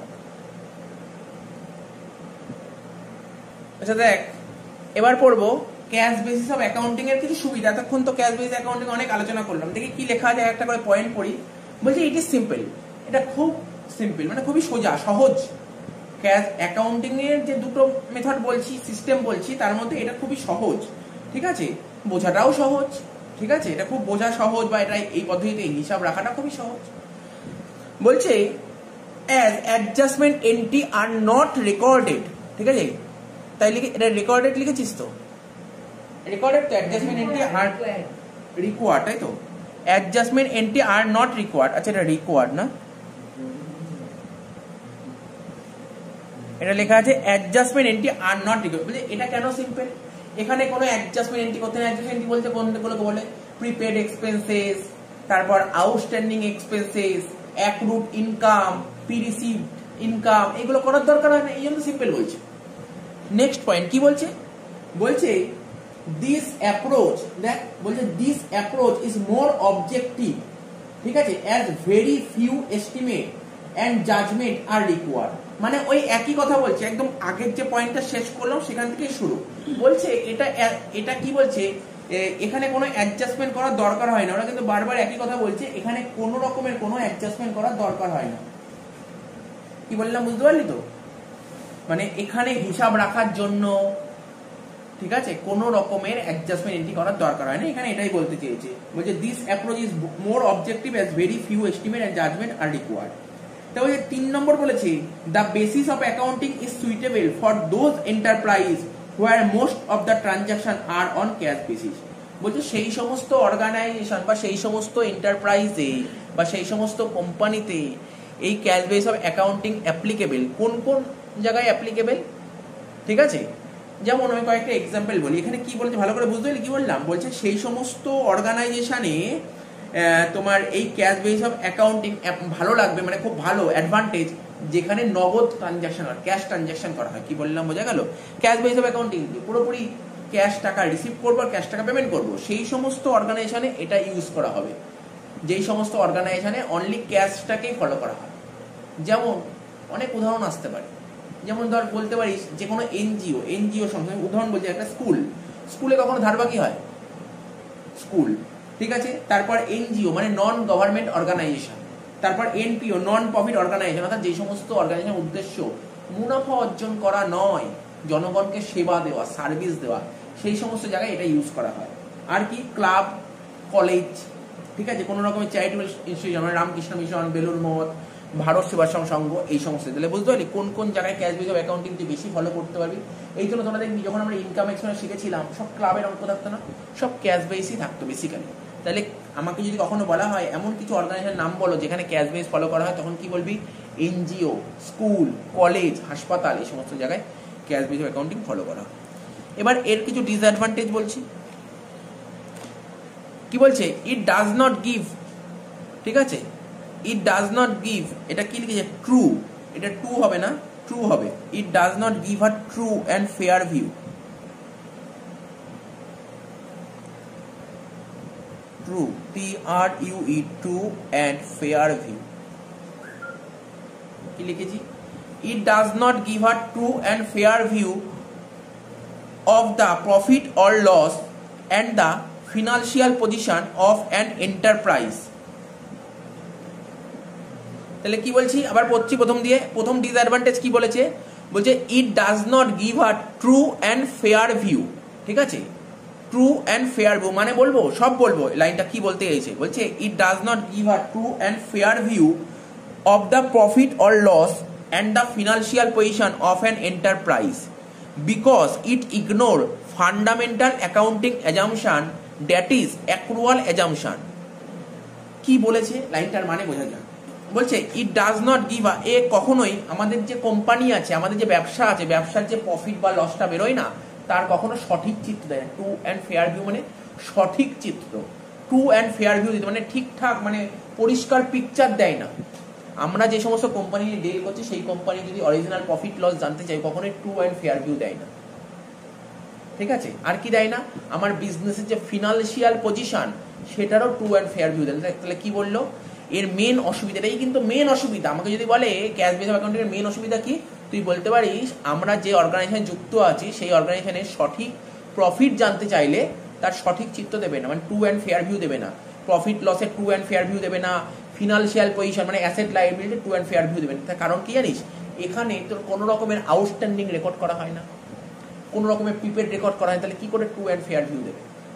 বুঝতে পারলি? আমি দিয়ে দিচ্ছি, আমি আরো একটু এক্সাম্পল দিয়ে বোঝানোর চেষ্টা করছি।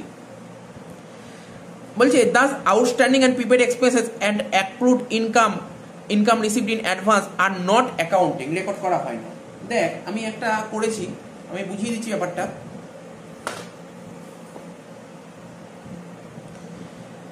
আমরা যে নর্মালি বিজনেস করি, বিজনেস থেকে কি এক্সপেকটেশনের জন্য বিজনেস করি? প্রফিটের জন্য, ঠিক আছে।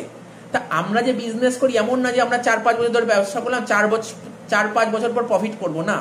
আমরা প্রতি বছরের প্রফিট বের করি। আমরা এক বছর ব্যবসা করলাম, এক বছরের প্রফিট বের করি, ঠিক আছে। প্রফিট বের করার ফর্মুলা কি শিখেছিলাম আগের দিনই বলছিলাম, তোরা এমনিও জানিস প্রফিট বের করার ফর্মুলা সেল থেকে খরচা বাদ দিলে প্রফিট বের, তাই তো? সেল থেকে খরচা বাদ দিলে। এইবার ধর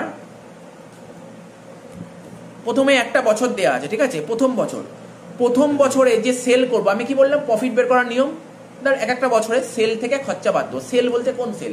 আমার দোকানে যে কাস্টমার আসবে ওদেরকে সবসময় ক্যাশেই গুডস বেচবো, কখনো কোন ধারেও গুডস বেচতে হবে, তার মানে আমি গুডসটা ক্যাশেও বেচতে পারি আবার ধারেও বেচতে পারি, ঠিক আছে। তো দেখ ক্যাশেও বেচতে পারি, ধারেও বেচতে পারি, ঠিক আছে। যাদেরকে আমি ধারে গুডস বেচি তারা আমাকে টাকা কদিন পর দেবে? মনে করলাম নেক্সট ইয়ারে টাকা দেবে। তাহলে ক্যাশ বেস অফ অ্যাকাউন্টিং কি বলছে? Sir cash base of accounting বলছে যদি আপনি কাউকে ধারে গুডস বেচেন তার টাকা তো আপনি এই বছর পাচ্ছেন না, ধরে নিচ্ছেন টাকাটা পরের বছর পাবেন, তাহলে তার এন্ট্রি তো ক্যাশ বেসে রেকর্ড করে না, তার মানে এটা কিন্তু রেকর্ড করলো না। একই রকমের খরচা তো আমার কিছু ক্যাশ খরচ হতে পারে, আবার কিছু ক্রেডিট খরচ হতে পারে। স্যার মানে বুঝলাম না। দেখ কিছু খরচ আমি করে দিয়েছি, আবার কিছু খরচ বাকি রেখেছি, যে খরচ বাকি রেখেছি সেই খরচটা পরের বছর করবো। তার মানে actually cash base of accounting কি রেকর্ড করে? ক্যাশ রিসিভড আর ক্যাশ পেমেন্ট। তার মানে আমার এখানে প্রফিট বের করার ফর্মুলাটা কি হচ্ছে? Sir sale minus expenses. তাহলে কোন sale? Cash sale minus cash expenses.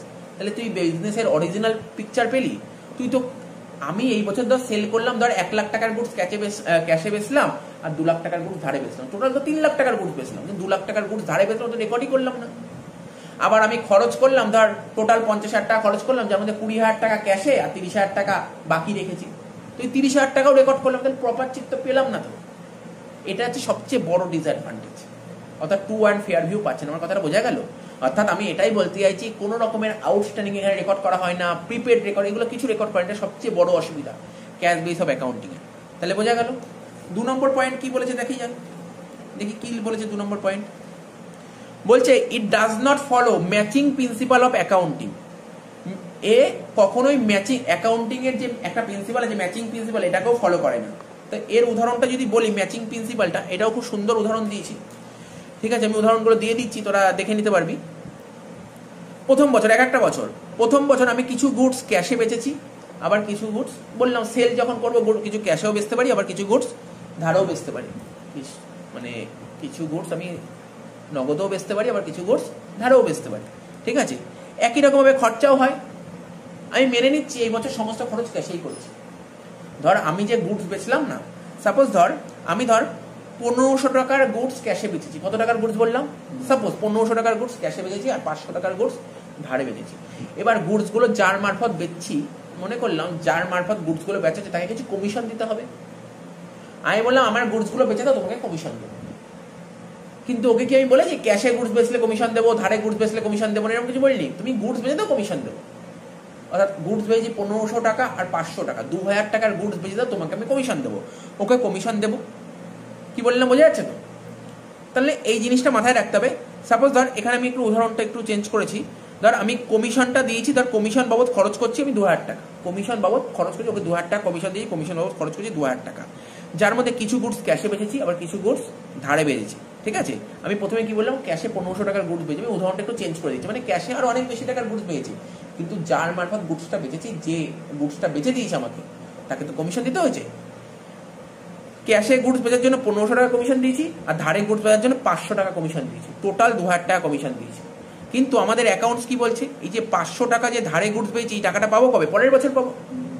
তো মানে এই 500 টাকাকে এই বছর রেকর্ড করছি না। এটাই হচ্ছে ম্যাচিং প্রিন্সিপাল। দেখ তাহলে তার মানে আমার কি বলছে এখানে, আমি সেল দেখাচ্ছি, ক্যাশে সেল করেছি কত? 1500, আর ক্যাশে কমিশন দিয়েছি কত? 2000। তাহলে প্রফিটটা মিসম্যাচ হলো না? আমি যে সেলটা দেখালাম 1500 সেল দেখালাম, ঠিক আছে, আর খরচাটা দেখালাম কত? 2000। অর্থাৎ আমার ধর কোম্পানিতে যাকে গুডস পেয়েছি ওই মিস্টার রামকে ডেকেছি, বলছি আমার গুডস গুলো বেচে দাও, তোমাকে কমিশন দেবো। গুডস বেচে দাও, বলছে কত টাকা কমিশন দেবে? আমি বলে আমার গুডস বেচে দিলে তোমাকে 2000 টাকা কমিশন দেবো। 2000 টাকা কমিশন দেবো। কেমন? 1500 টাকা কমিশন দেবো ক্যাশে গুডস বেচলে, আর ধারে গুডস বেচলে 500 টাকা, টোটাল তোমাকে 2000 টাকা কমিশন। ওকে তো 2000 টাকা কমিশন নিয়ে চলে গেছে, ঠিক আছে। কিন্তু আমি কত টাকার টাকা পেয়েছি? আমি ক্যাশে যেই গুডসগুলো পেয়েছি সেইগুলোর টাকা পেয়েছি, ধারে যেই গুডস পেয়েছি সেই টাকা পেয়েছি, ওই টাকা পরে পাবো। তার মানে আমি এখানে যে সেলটা দেখাচ্ছি 1500 টাকা যে কমিশন টাকা দেখাচ্ছি না, সেটা ক্যাশ সেলের টাকা দেখাচ্ছি, আর এখানে এক্সপেন্সেস দেখাচ্ছি ক্যাশের। তার মানে প্রফিটটা তো মিসম্যাচ হলো। অর্থাৎ এটাই বলছে ম্যাচিং কনসেপ্ট ফলো করলো।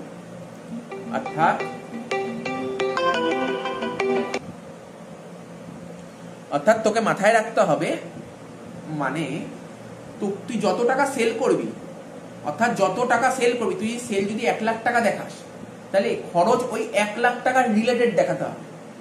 মানে ধর আমি 1 লাখ টাকার গুডস মার্কেটে বেচলাম, ঠিক আছে, 1 লাখ টাকার গুডসের মধ্যে ধর 30,000 টাকার গুডস ক্যাশে বেচলাম, আর 70,000 টাকার গুডস ধারে বেচলাম, টোটাল 1 লাখ টাকার গুডস বেচলাম। কিন্তু যার মারফত গুডসটা বেচলাম, আমাকে তো গুডসের জন্য তো কিছু খরচ করতে হয়েছে, হয় গুডস কিনতে, কমিশন, বিভিন্ন খরচ করতে হয়েছে। এবার এই খরচটা কত নেব? তুই যত টাকা সেল দেখাবি ঠিক তত টাকার খরচ দেখাতে হবে। বোঝা গেল না কি বললাম? সাপোজ ধর আমি একটা পেন কিনেছি, সাপোজ 10 টাকার পেন কিনেছি, 10 টাকা দিয়ে একটা পেন কিনেছি। এবার দেখতে হবে পেনটা ধর 10 টাকা দিয়ে পেন কিনেছি, কিন্তু এই পেনটা যখন মার্কেটে বেচছি তখন কত টাকায় বেচছি দেখতে হবে। আমাকে ম্যাচ করতে হবে, কস্ট আর সেলটা ম্যাচ করতে হবে, খরচের সঙ্গে ইনকামটা ম্যাচিং করতে হবে। এখানে আমি খরচ দেখাচ্ছি 2000 টাকা, কিন্তু ইনকাম দেখাচ্ছি 1500 টাকা, তা মিসম্যাচ হয়ে গেল না? এখন তুই বলতে পারিস প্রফিট, কি করে প্রফিট বলবো? আমি যে সেল করেছি, ঠিক আছে, এখানে যে কমিশনটা দেওয়া আছে 2000 টাকা, টোটাল সেলের কমিশন দেওয়া আছে। তো আশা করি বোঝা গেল ম্যাচিং কনসেপ্ট জিনিসটা কি। এটা হচ্ছে ম্যাচিং কনসেপ্ট, ঠিক আছে। ম্যাচিং কনসেপ্টের ব্যাপারটা বুঝতে হবে। সাপোজ ধর আমি একটা ভালো উদাহরণ দিচ্ছি, আজকে ধর আমার একটা ফোনের দোকান আছে, আমি ধর 500 খানা ফোন কিনলাম, ঠিক আছে, 500 খানা ফোন কিনলাম। তা 500টা ফোন কিনলাম, আচ্ছা ফোনের উদাহরণটা অনেক বড় অ্যামাউন্ট হয়ে যাবে, আমি পেনের কথাই বলি। আমি ধর 500টা পেন কিনলাম 10 টাকা দামে, তাহলে কত টাকা দিয়ে পেন কিনলাম? 5000 টাকার পেন কিনলাম। পেনগুলো মার্কেটে বেচবো, তাহলে পেন কিনতে খরচ করলাম কত? 5000 টাকা। এবার পেনগুলো যখন আমি মার্কেটে বেচবো, নিশ্চয়ই বেশি দামে বেচবো, 12 টাকায় পেনগুলো বেচবো। সাপোজ ধর এবছর না আমি পেন বেচলাম ধর 300 টাকা, কটা পেন বেচলাম? 300টা পেন বেচতে পেলাম। তাহলে 300টা পেন যদি 12 টাকা করে বেচি তাহলে কত হচ্ছে? 3600। এবার অনেকে বলবে না না আমি তো খরচ করেছি 5000 টাকা আর আমার ইনকাম হলো 3600 টাকা, তাহলে আমার লস হলো। আমি বলবো না না, ভুল বললো সে। আমি কি 500টা পেন বেচেছি, তাহলে আমি অরিজিনাল কি করে প্রফিট লস পাবো? আমি 300টা পেন বেচেছি। এটা হচ্ছে ম্যাচিং কনসেপ্ট, বোঝা গেল? ম্যাচ করতে পারলাম না। তো এখানেই বলছি এটা ম্যাচিং কনসেপ্টটা ফলো করে না। 3 নম্বর পয়েন্ট বলেছে this system does not distinguish between capital and revenue item. এ কখনোই পার্থক্য করতে পারে না, ঠিক আছে, ডিফারেন্স তৈরি করতে পারে না ক্যাপিটাল আইটেম আর রেভিনিউ আইটেম। ক্যাপিটাল আইটেম কাকে বলে, রেভিনিউ আইটেম কাকে বলে আগে শিখেছি, এর মধ্যে ডিফারেন্স করতে পারে না। And as a result there is no consistency in the profit of the 2 years। 2 বছরের প্রফিটের মধ্যে বেরই করতে পারবে না। ধর এই বছরের কিছু গুডস, ভালো করে শোন, এই বছর কাউকে আমি ধারে গুডস পেয়েছি, সেই টাকাটা পরের বছর পেয়েছি, টাকাটা তো এই বছরের পেয়েছি পরের বছর, ও 2 বছর কখনোই ম্যাচ করতে পারবে না। 4 নম্বর কি বলেছে, under this basis of accounting, ঠিক আছে, এই প্রসেসে কি বলছে, অ্যাকচুয়াল ক্যাশ ইনফ্লো আর আউটফ্লো আর কনসিডার করা হয়। এখানে কি করা হয়, ধর কত টাকা আসলো আর কত টাকা গেল, অর্থাৎ কত টাকা রিসিভ করলাম আর কত টাকা পেমেন্ট করলাম, সেটাই রেকর্ড করা হয়। অর্থাৎ ইনফ্লো মানে রিসিভড হলো, আউটফ্লো মানে পেমেন্ট করলাম, অর্থাৎ কত টাকা আসলো, কত টাকা পেমেন্ট করলাম, কত টাকা রিসিভ করলাম, এইগুলোই এই মেথডে রেকর্ড করা হয়, ঠিক আছে তো। There is great possibility of profit manipulation, ঠিক আছে, প্রফিট ম্যানিপুলেশনের বিশাল বড় চান্স আছে এক্ষেত্রে।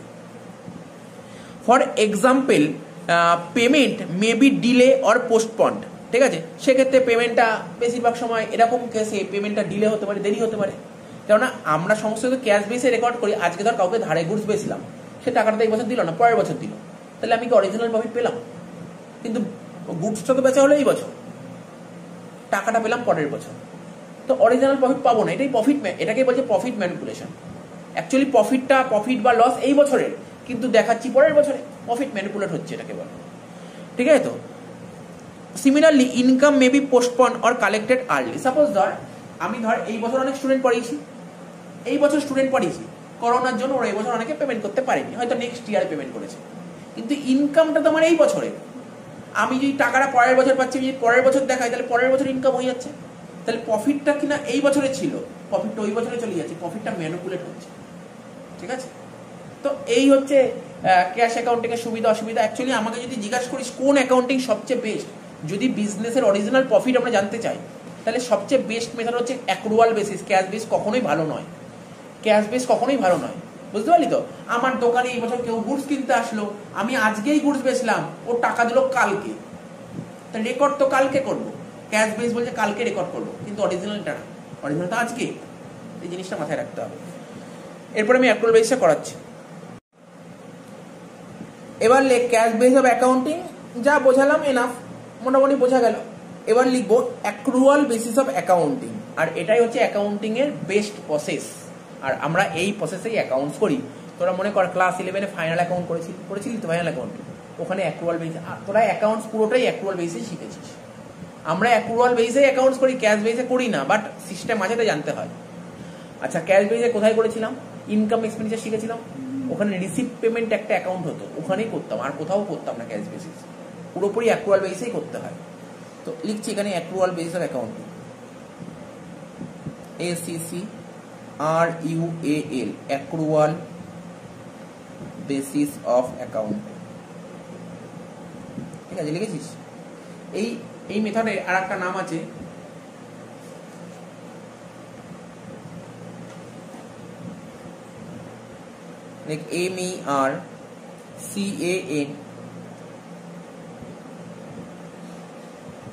MERCANTILE,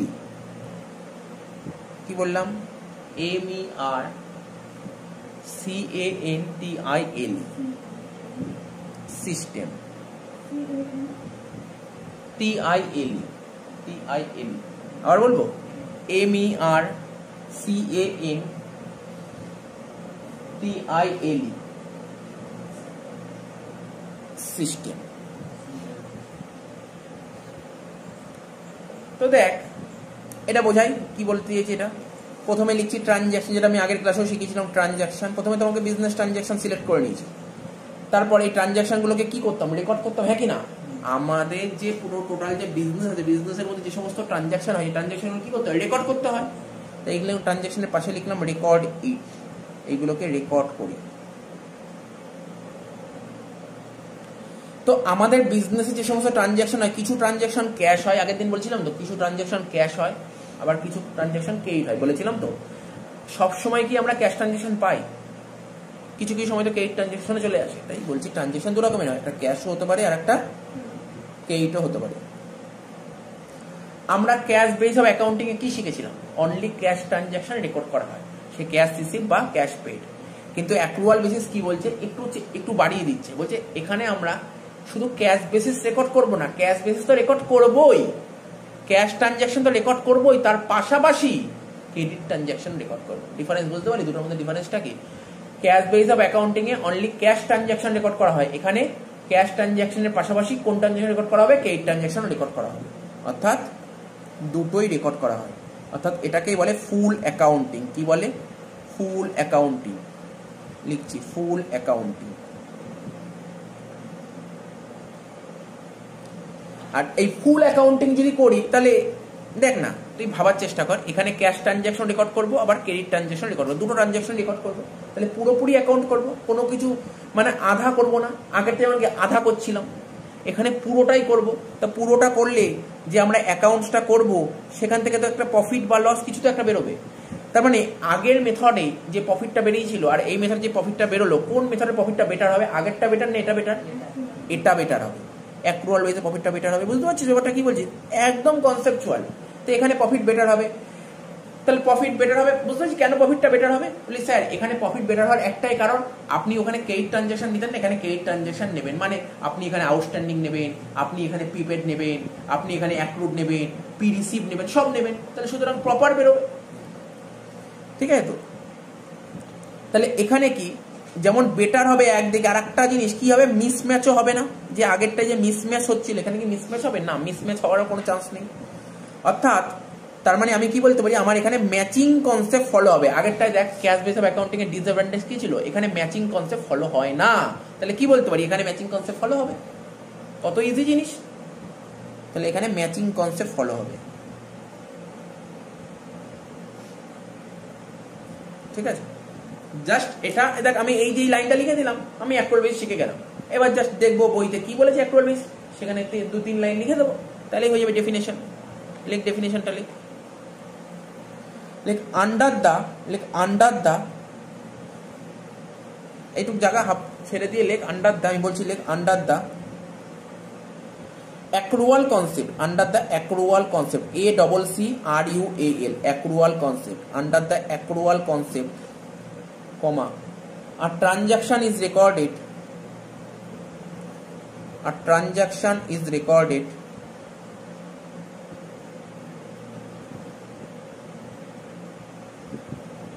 when it is entered, when it is entered into it is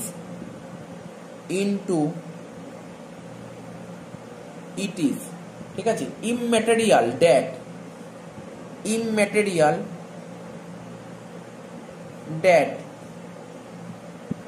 ঠিক আছে, immaterial debt whether cash is received or paid or not.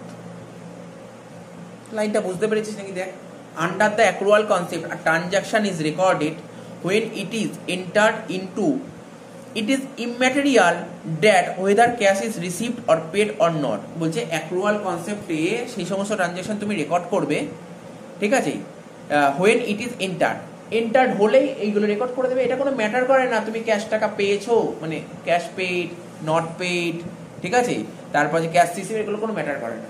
কি বললাম বুঝতে পারলি তো? অ্যাক্রুয়াল কনসেপ্টে তুই সব নিতে পারিস, ক্যাশ পেডও নিবি, ক্যাশ রিসিভও নিবি, ঠিক আছে। প্যারা চেঞ্জ করে লেখ according to this concept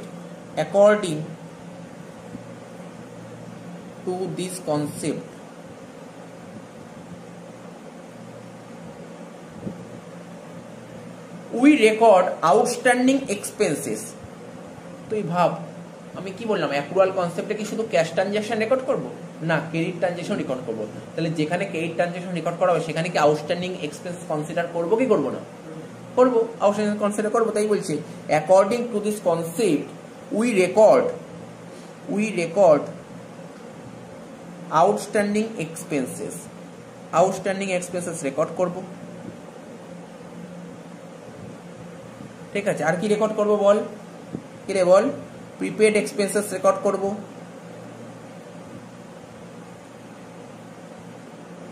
আর কি রেকর্ড করব? আউটস্ট্যান্ডিং ইনকাম রেকর্ড করব, আর কি রেকর্ড করব? Income received in advance. এই চারটে জিনিস রেকর্ড করব।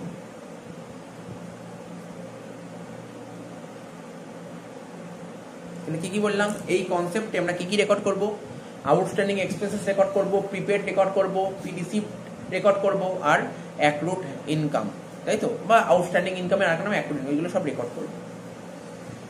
প্যারা চেঞ্জ করে লিখ, matching concept will be followed.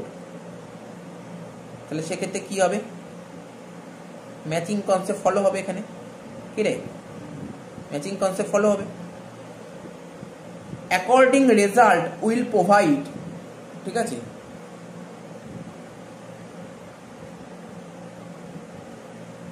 According results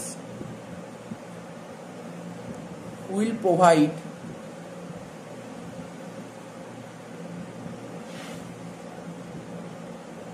true and fair view.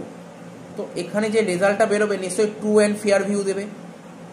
কি রে, ঠিকঠাক চিত্র দেবে তো? হয়ে গেল, এত বোঝা গেল? বুঝতে পারলি? যে যে টোকা বোঝা আছে আমি বুঝিয়ে দিচ্ছি। তাহলে অ্যাক্রুয়াল কনসেপ্ট বোঝা গেল, ক্যাশ বেসিস অফ অ্যাকাউন্টিং আর অ্যাক্রুয়াল বেসিস অফ অ্যাকাউন্টিং, কিছু জিনিসটা বোঝা গেল তো? এবার পড়বো অ্যাক্রুয়াল বেসিস অফ অ্যাকাউন্টিং এর বেশ কিছু সুবিধা আর অসুবিধা, মানে অ্যাডভান্টেজ ডিসঅ্যাডভান্টেজ। কি বলছে? নর্মালি বোঝা যাচ্ছে এর অ্যাডভান্টেজটা কি হতে পারে। It is more scientific compare to cash basis of accounting.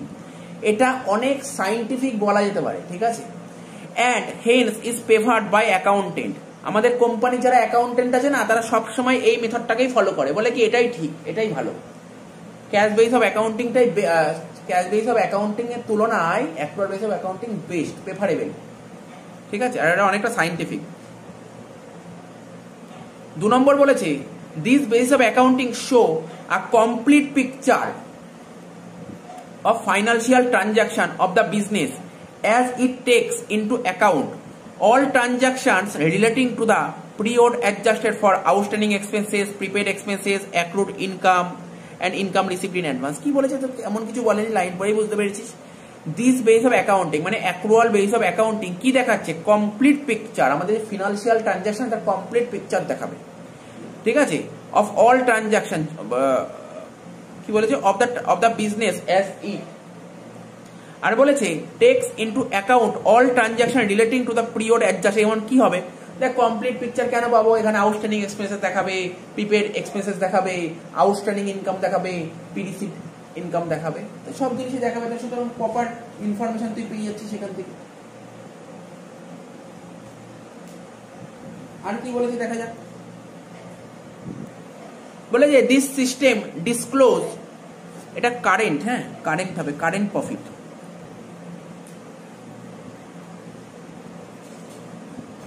This system disclose current profit or loss for a particular period and also true financial position of the business, মানে বিজনেসের সঠিক প্রফিট অ্যান্ড লস, মানে current ইয়ারে কত টাকা profit হয়েছে বা loss হয়েছে, বিজনেসের ফিনান্সিয়াল পজিশন জানার জন্য এই সিস্টেমটা যথেষ্ট ভালো সিস্টেম। কিন্তু একই কথাটাই বারবার কথাই বলছে ইট রিফ্লেক্টস, কারেন্ট ছিল না ওটা কারেক্ট, এটা কারেক্ট ছিল। ইট রিফ্লেক্টস কারেক্ট প্রফিট, কারেন্ট লিখেছিল, যাই হোক এটা কারেক্ট হবে।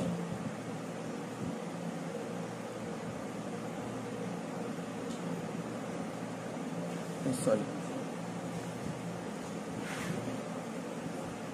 এটা কারেক্ট ছিল, উপরেরটা এটাও কারেক্ট ছিল।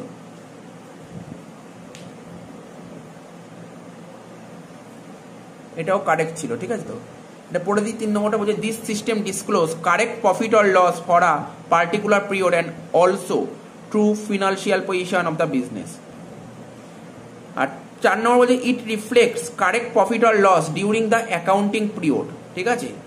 এটা কি রিফ্লেক্ট করে? কারেক্ট প্রফিট অর লস, মানে আমাদের যে অ্যাকাউন্টিং পিরিয়ড আছে না, অ্যাকাউন্টিং পিরিয়ডের কারেক্ট প্রফিট অর লস এটা রিফ্লেক্ট করে। Therefore has wide acceptability. The system is followed by most of the industrial and commercial firm. Maximum industry বা ম্যাক্সিমাম কমার্শিয়াল ফার্মে এইটাই ইউজ করা হয়। তার মানে এর সুবিধাগুলো আশা করি কিছুটা বোঝা গেল। তাহলে জিনিসটা কি বলতে চেয়েছে, কয়েকটা পয়েন্ট এখানে বলেছে।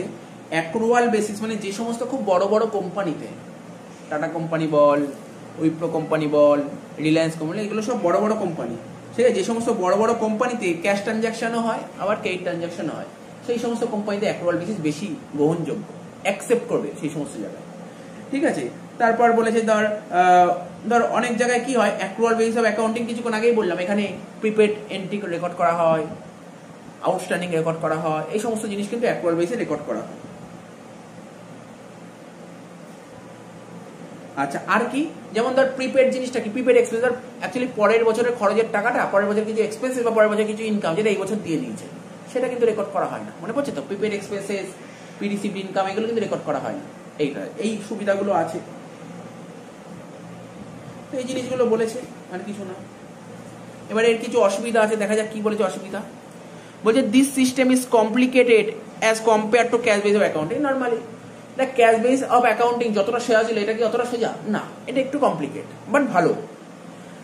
2 নম্বর, the accounting process under the basis is too elaborate. অর্থাৎ এটা করতে অনেকটা বেশি সময় লাগবে, ক্যাশ বেস করতে যতটা সময় লাগবে তার চেয়ে এটা করতে নিশ্চয় আরো বেশি সময় লাগবে। 3 নম্বর, a quick appraisal of the profit or loss is not possible. ঠিক আছে, খুব তাড়াতাড়ি প্রফিট অ্যান্ড লস তুই বের করতে পারবি না, খুব তাড়াতাড়ি কিন্তু এখানে প্রফিট অ্যান্ড লস বের করা যাবে না। আগের টাইম খুব তাড়াতাড়ি বের করা যাবে। কেন তাড়াতাড়ি বের করা যেত? কত টাকা ক্যাশ পেয়েছি আর কত টাকা ক্যাশ দিচ্ছি, অর্থাৎ রিসিপ্ট আর পেমেন্ট দেখতে তাড়াতাড়ি বেরিয়ে যেত। এখানে অনেক কিছু দেখতে হবে, বের করতে পারবি না।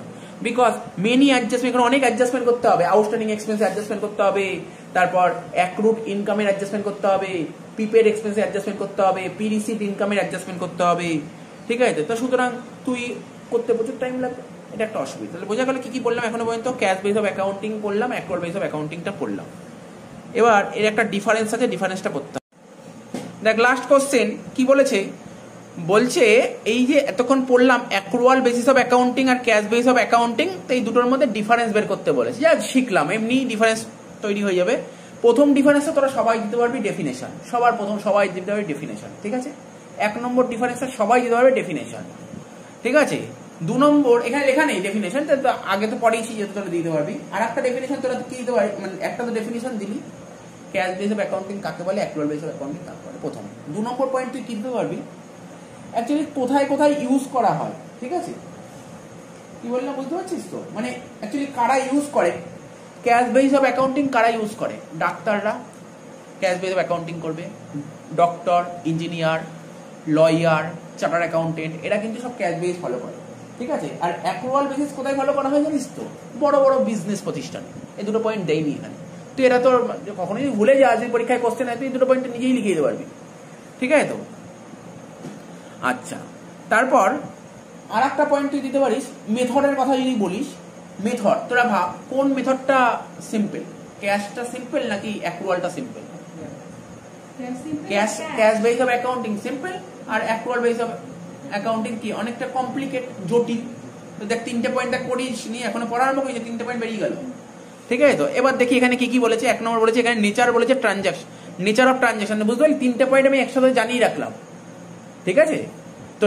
কেননা তোকে পরীক্ষায় 5 নাম্বার দিলে 5টা পয়েন্ট লিখতে হবে, তোকে জেনে রাখতে হবে। হ্যাঁ, তবে মনে হয় না 5 নাম্বার দেবে, তোদের হয়তো 2 নাম্বার দেবে, মানে 2টো পয়েন্ট মাথায় রাখতে হবে, সুতরাং মনে রাখতে হবে। এই জন্য যত বেশি পয়েন্ট পড়বো মনে থাকবে। নেচার অফ ট্রানজাকশন, আচ্ছা কি মনে হয় অ্যাক্রুয়াল বেস অফ অ্যাকাউন্টিং এ কোন কোন ট্রানজাকশন রেকর্ড করা হয়? ক্যাশ, ক্রেডিট দুটোই, কিন্তু ক্যাশ বেসে অনলি ক্যাশ, এটাই লিখেছে প্রথম পয়েন্ট।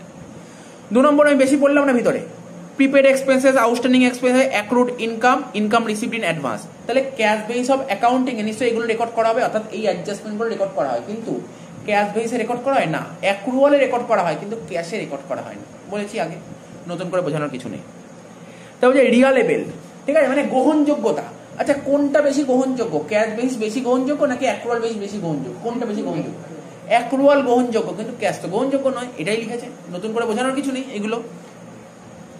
4 নম্বর বলছে টেকনিক্যাল নলেজ। এটা কি বলেছে? বলছে দিস বেসিস অফ অ্যাকাউন্টিং, মানে অ্যাক্রুয়াল বেস অফ অ্যাকাউন্টিং অনেক বেশি টেকনিক্যাল, অনেক বেশি টেকনিক্যাল। কারণ কি জানিস, এখানে অনেক অ্যাডজাস্টমেন্ট রেকর্ড করা হয়, যেই অ্যাডজাস্টমেন্টগুলো আমার ফাইনাল অ্যাকাউন্ট প্রিপেয়ার করতে কাজে লাগবে। কিন্তু ক্যাশ বেসে এরকম কোনো অ্যাডজাস্টমেন্ট করার দরকারই হয় না, ঠিক আছে? তো বুঝতে পারছিস তো? তারা বলেছে 5 নম্বর বলেছে লিগাল পজিশন।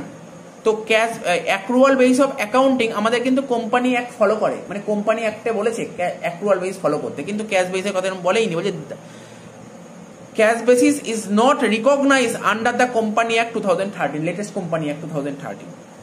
নেক্সট বলছে অ্যাকসেপ্ট, ঠিক আছে? কোনটা বেশি অ্যাকসেপ্ট কি মনে হয়, ক্যাশ বেশি অ্যাকসেপ্ট নাকি অ্যাক্রুয়াল বেশি অ্যাকসেপ্ট? কোনটা অ্যাকসেপ্ট? অ্যাক্রুয়ালটা অ্যাকসেপ্ট, তাই লিখেছে। It is more acceptable in the business, আর ওটা it is not acceptable in business. হয়ে গেল। তা বলছে সুইটেবিলিটি, কোনটা বেশি স্যুট করবে? তো বুঝতেই পারছিস পয়েন্টগুলো দেখেই বোঝা যাচ্ছে, মানে এই পয়েন্টগুলো দেখেই বোঝা যাচ্ছে কি লিখতে পারি। বলছে it is suitable for business as it require information that is complex, it can be made of accounting. আর ওটা বলছে it is suitable for not for profit organization. তাহলে কোথায় সুইটেবল? ক্যাশ বেস কোথায় সুইটেবল? না না, ক্যাশ বেসিস কোথায় suitable, মানে অ্যাকচুয়ালি কোথায় শুট করে ক্যাশ বেসটা? যে সমস্ত প্রতিষ্ঠানের মেন উদ্দেশ্য প্রফিট আর্ন করানো, সেখানেই এটা শুট করবে।